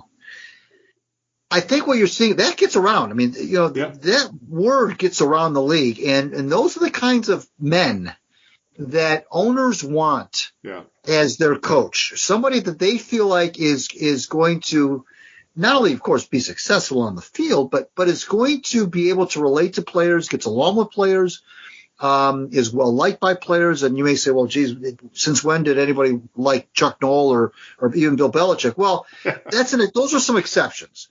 But for the most part, I see a lot of coaches that just the relationship just gets fractured between right here in Detroit with Patricia and there. So I think what you're seeing is, not to take anything away from Aaron Glenn's football acumen, but I think what might make him attractive and why he's getting some interviews, at least one interview anyway, is that he's getting along so well with his players, and they love him. And now how that translates to being the head coach, because that's always a different deal. I get it. But to me, if you can relate to players, you can relate to players, whether you're a position coach, a coordinator, or a head coach. I don't think that by becoming a head coach, that goes out the window. I think if you have that skill set that you can relate to players and get them to buy in, I think you can do that as a head coach. How it translates into wins and losses, of course, it depends on a lot of other factors, talent and so forth, quarterback. But the Brian Flores thing, I mean, a lot of guys got fired out yesterday who we knew were going to get fired. We knew Nagy was out. Zimmer was out. We kind of figured he would be out. They've already fired coaches in Jacksonville and Las Vegas. But the Miami and Denver was a little bit of a surprise with Fangio. But Miami, I didn't see that coming. And then I started to read more about it, and there was just that was not about on-field stuff. Right? That was a power struggle. Right. And philosophical differences as to how the team should be run. And it's always easier. You're not going to replace the owner and the starting quarterback, but you can replace the coach. Well, Flores apparently in 2019 wanted Herbert, for example. And he was right, but but it wasn't his decision to make. Right. And two, it's his job to make that decision work. Right. That's true. So it's and Flores is going to get another job. I mean, there's already talk. He's one of the top candidates for the Chicago game, for example. Right. So but it's just fascinating to see how the Flores thing worked, because they finished the season on absolute tear, and then still let the guy go. But it's just funny how these things work out. Meanwhile, that how some guys were so highly thought of, but then stuff starts to come out. But the other thing you got to remember about the stuff we're hearing about Flores now is that we're hearing stuff leaked from the team. And you always hear stuff like this when players get cut or coaches get fired.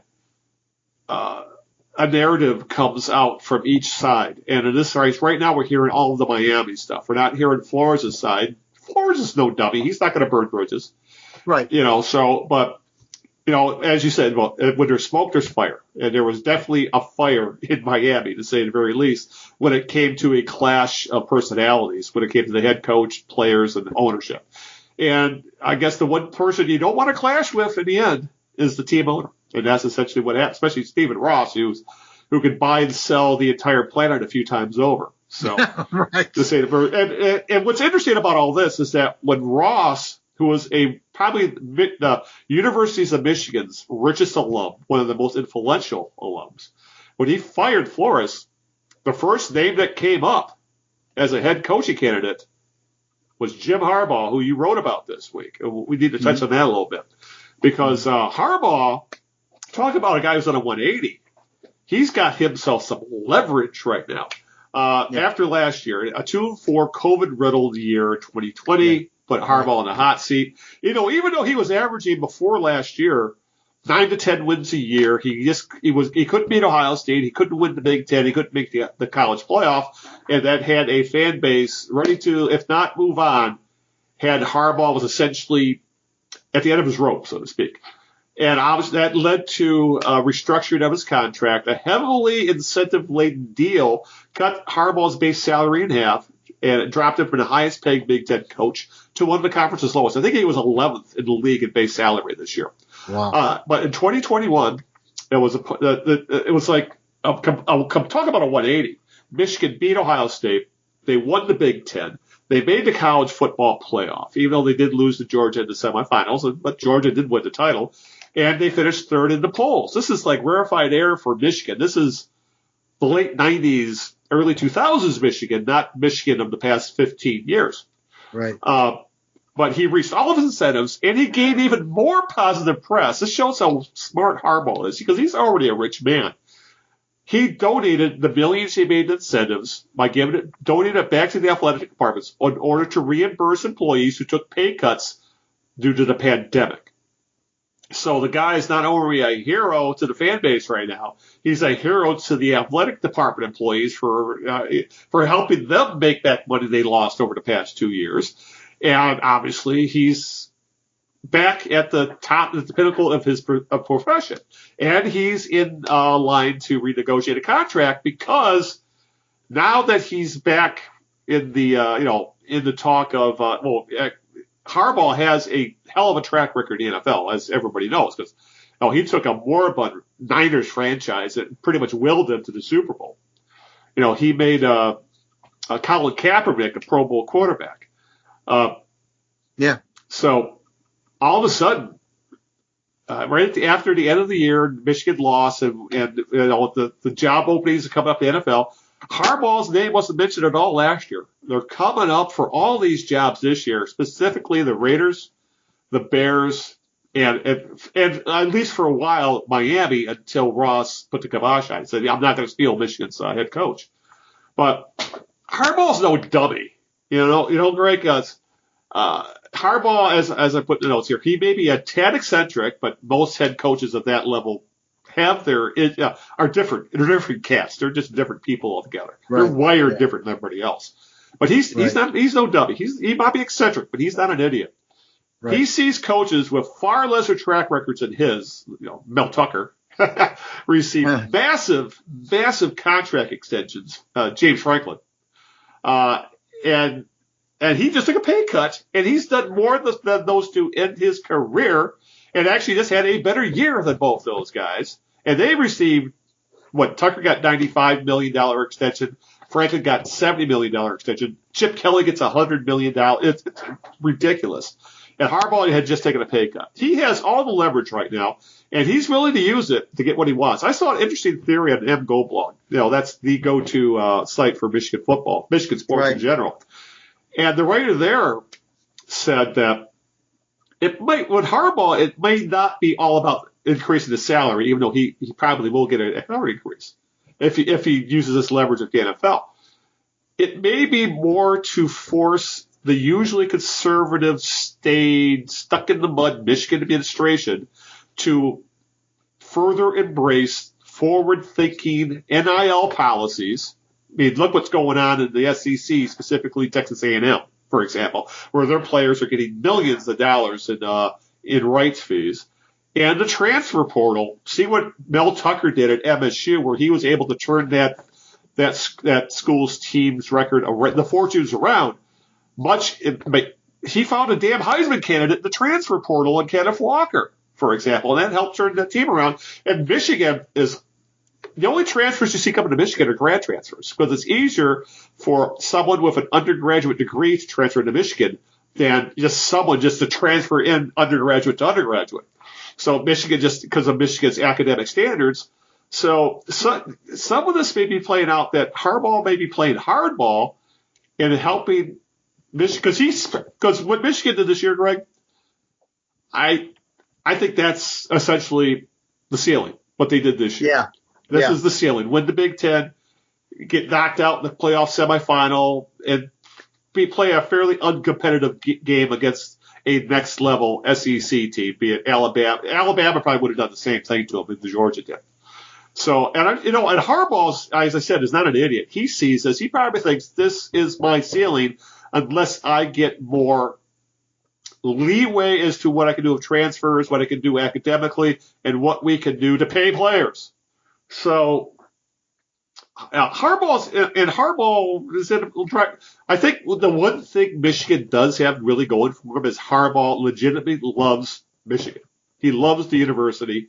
Right. And I have a feeling that any other coach would probably bolt or hold them a hostage for a huge salary increase. Yeah. I think Harbaugh might use that leverage for more than just that and want to improve the program and plus increase the pool of money used for assistants, because we're in an era now where college coordinators are making millions.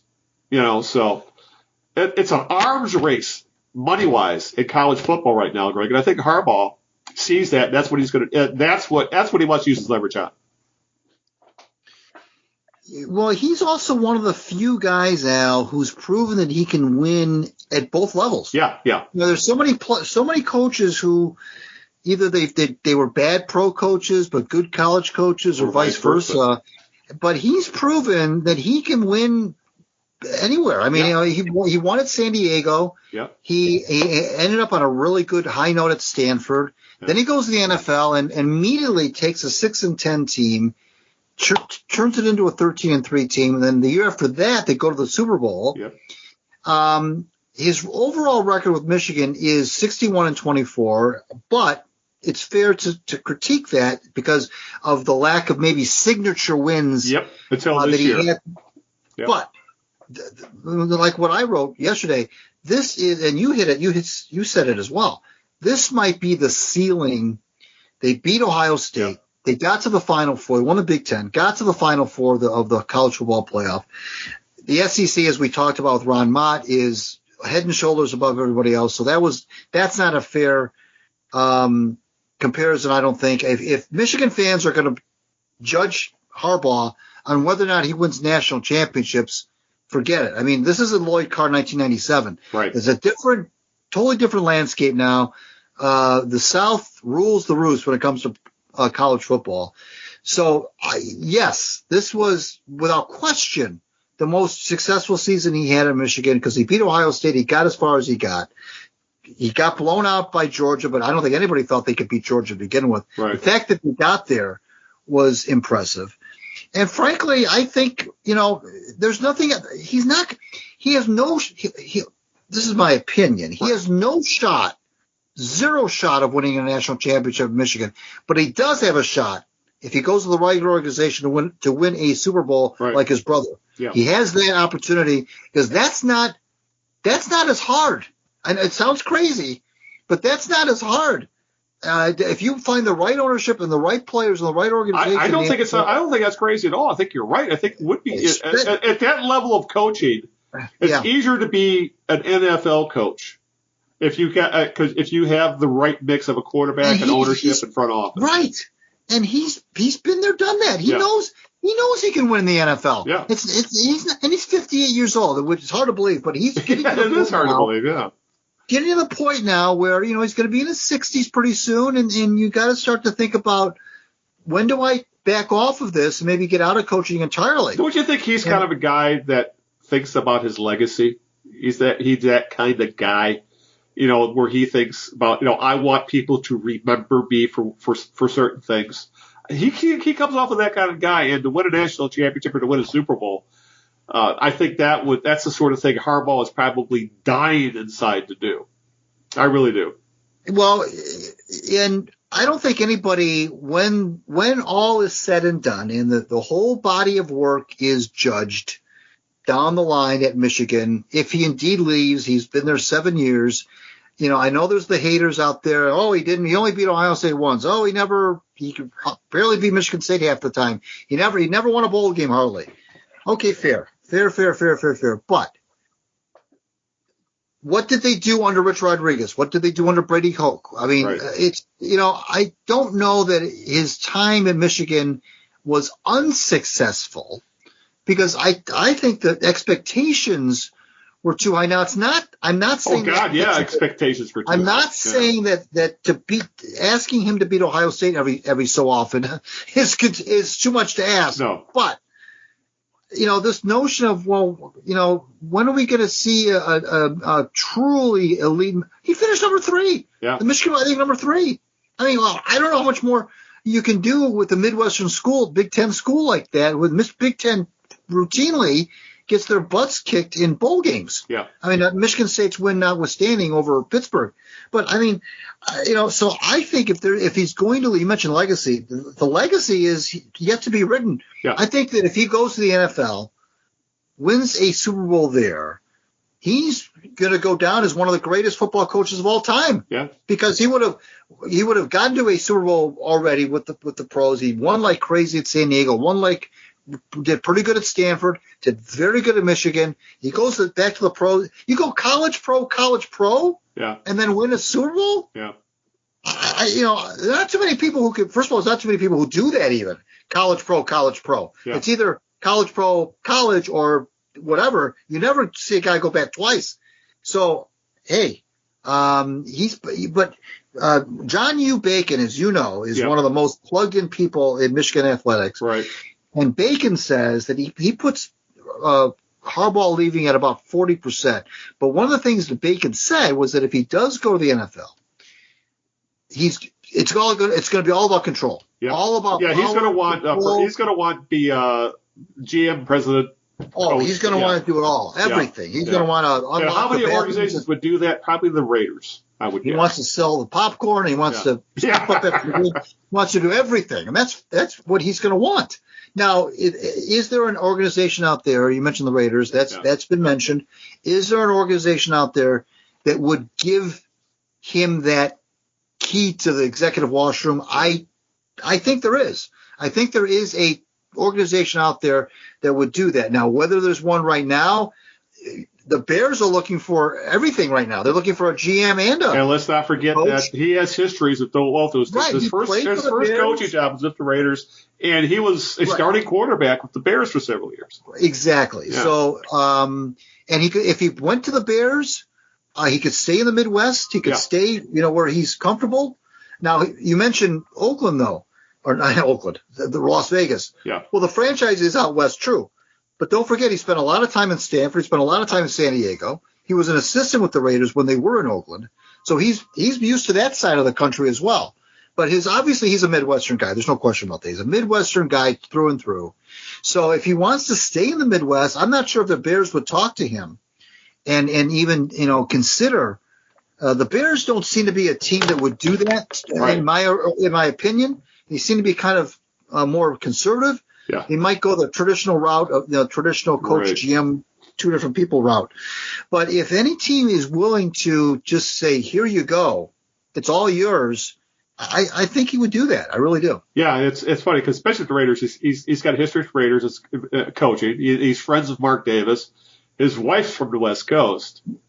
So there was a lot of talk that he would be a good fit with the Raiders. So it's going to be interesting to see how this plays out because now that but that's the other thing, though, too. When you have a highly well thought of head coach in college, these rumors are going to come up every year. How often did this come up for Tom Izzo? It seemed like for a while there, it came up almost every year that Tom Izzo was going to get assist from the NBA. So it's not going to be like John Beilein where that came literally out of the blue. But no, Michigan fans need to get used to this. When you have a highly respected, thought of coach, even eccentric he may be, this is going to happen, and ultimately what's going to have to happen is Ward, Manuel, and Michigan are going to have to pay up.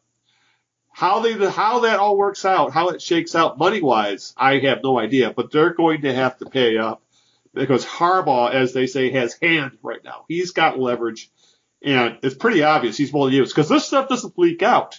This is probably coming from, I would not be surprised, Greg, if especially the Raiders stuff and the Bear stuff is coming from Harbaugh's camp, or at least Harbaugh's agent. He doesn't have an agent. That's right. Harbaugh doesn't all this. That's another reason why he's so eccentric. He doesn't have an agent. But I have a feeling this is coming from Harbaugh's camp. Be it people close to him. So Harbaugh's no dummy. He's playing his hands very, very smart right now because he's the NFL. The coaching carousel is going to run for a few weeks. Michigan's going to have to pony up. It's going to be fascinating to watch play out. But it's something how these are two coaches, Greg, Dan Campbell and Jim Harbaugh. how perception of these guys has changed so much in such a short period. It's gone from negative to positive just like that. So, well, and I think part of that, Al, is what we were talking about when you look at the rest of the league. You look at some of these other bozo organizations that are out there, and the Lions seem to have kind of gotten their shit together a little bit. And that's weird saying that, is actually. Yeah. All right, Greg, it's about that time. We've gone long enough. Who is your jerk of the week as we wrap things up? This is going to maybe surprise you, but I'm going to go. Oh, boy, I like surprises. Yes, I'm going to go to our old friend Kenny Holland, believe it or not. Oh, boy. GM of the Edmonton Oilers. I don't know how much you know about this bozo Evander Kane, who's the man who forged his vaccination papers. Yeah, he's got a baggage like you wouldn't believe. Okay, so his contract has been terminated by the Sharks. Okay. Yeah. And he's a pariah, as he should be, because his behavior off the ice and even on the ice, frankly, is just abhorrent. Well, Kenny Holland is apparently seriously considering signing this guy, Kane, and I don't know what to say. I mean, it's just I believe in second chances. This guy Kane, though. Some of the things that he's done, and I'm not going to go through it. You can Google it and find out for yourself. But some of the things that he's done are it's beyond the pale. Yeah. And NHL or any pro sports team, don't terminate players' contracts for cause willy-nilly. Yeah. I mean, that takes a lot. And even the NHL Players Association, I know they're going to fight this Kane thing. I know they are. The Sharks, I'm sure, took all that into consideration when they made this move. It wasn't about money, because who cares about the money? It's about the kind of guy this guy is. And for Ken Holland, who I thought would know better, and I know Ken gets sucked in with the big name people, and he's like the Dave Dombrowski of hockey. I get it, but to even consider a guy like Kane, and I was reading Mark Spector from Sportsnet. He says it's weak-willed, short-sighted. It's a weak-willed temptation from the oiliest pages of the Pro Sports Playbook to even consider signing Kane. And I don't know whether or not they're going to do it, but the fact that it's been even bantied about is really I'm really disappointed that a guy of Ken Holland's character. Now, I always thought of him as a high character guy when he was with the Red Wings. Would even first of all, I wouldn't even be able to comprehend if he was still with the Red Wings, Holland going after somebody like that. So why he's going after somebody like that now with the Oilers, I don't know. Yeah. But Evander Kane is not a good guy, and why you'd want to bring him in is I don't know. I don't get it. Yeah, it's I couldn't imagine a team wanting him, but it's pro sports. We've seen worse, to say the very least. But I'm with you there. I wasn't sure which direction I was going to go. I thought I could go lighthearted because Jack Hughes, who's from Michigan, plays in the NHL now, insulted Detroit-style pizza in an interview. I mean, that's sacrilege. Right. Detroit-style pizza is the only pizza, if you ask me. I almost went for the Washington Wizards broadcaster who when Kevin Porter Jr. made a last second shot and said Kevin Porter Jr., like his dad, pulled the trigger at the right time, referring to his dad was a murderer, which wasn't good. But I'm going to go somewhere in between. I tend to go talk about media stuff a lot with these jerks of the week. I'm going to go with Major League Baseball, not for the lockout, but for Major League Baseball firing Ken Rosenthal.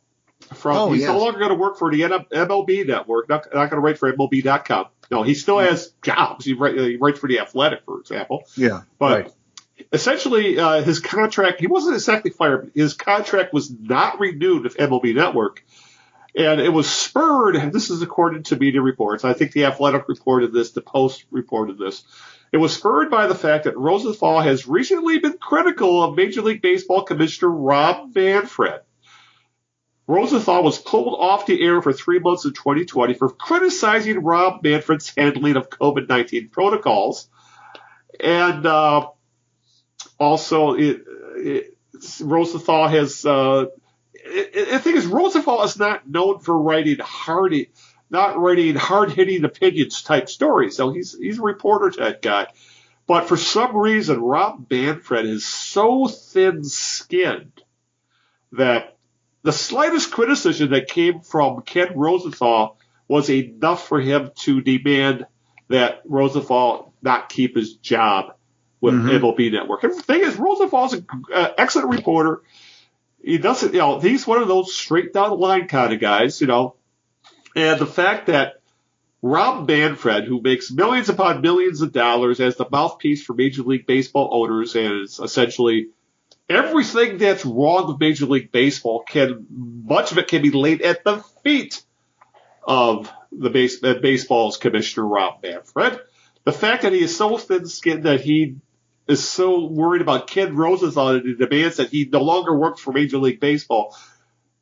That's baseball in a nutshell right now, Greg. That's one of the things that sports is broken and stuff like this is why. So my jerk of the week is Rob Manfred, Major League Baseball, for being so thin-skinned over truthful reporting by Ken Rosenthal. It's absolutely bonkers to me.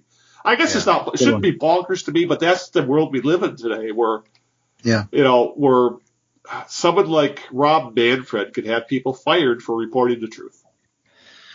Good one. I can't agree with you more. I want to thank Ron Mott for joining us earlier this evening, and we had enjoyed speaking with him. I'd like to have him back on the show. Yes, we will have links in the show notes to his newsletter if you'd like to sign up. Very easy. Just put it in your email, and you'll start getting the stories.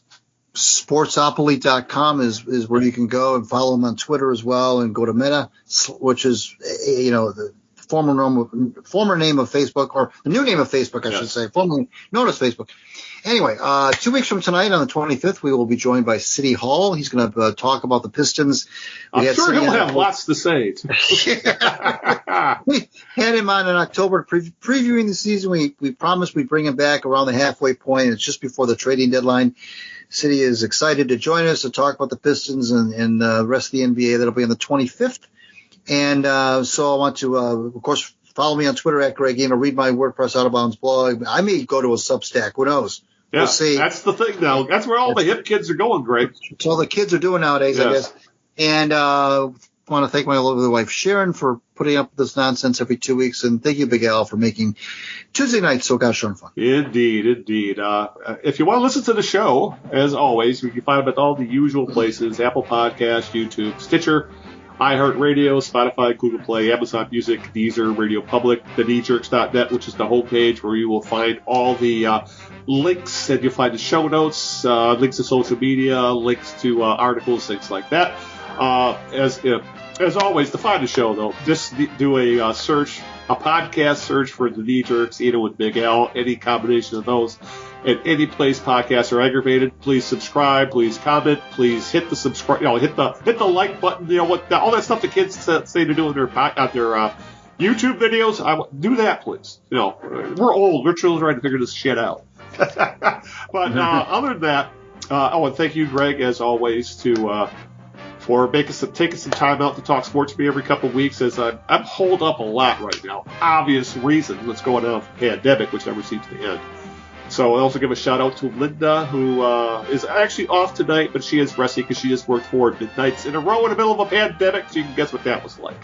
So, but with that, let's get the hell out of here, Greg, because we're going to have a lot of basketball to talk about in 2 weeks, which I'm looking forward to. So until that time, this is Al Beaton saying good evening, good luck, and aloha.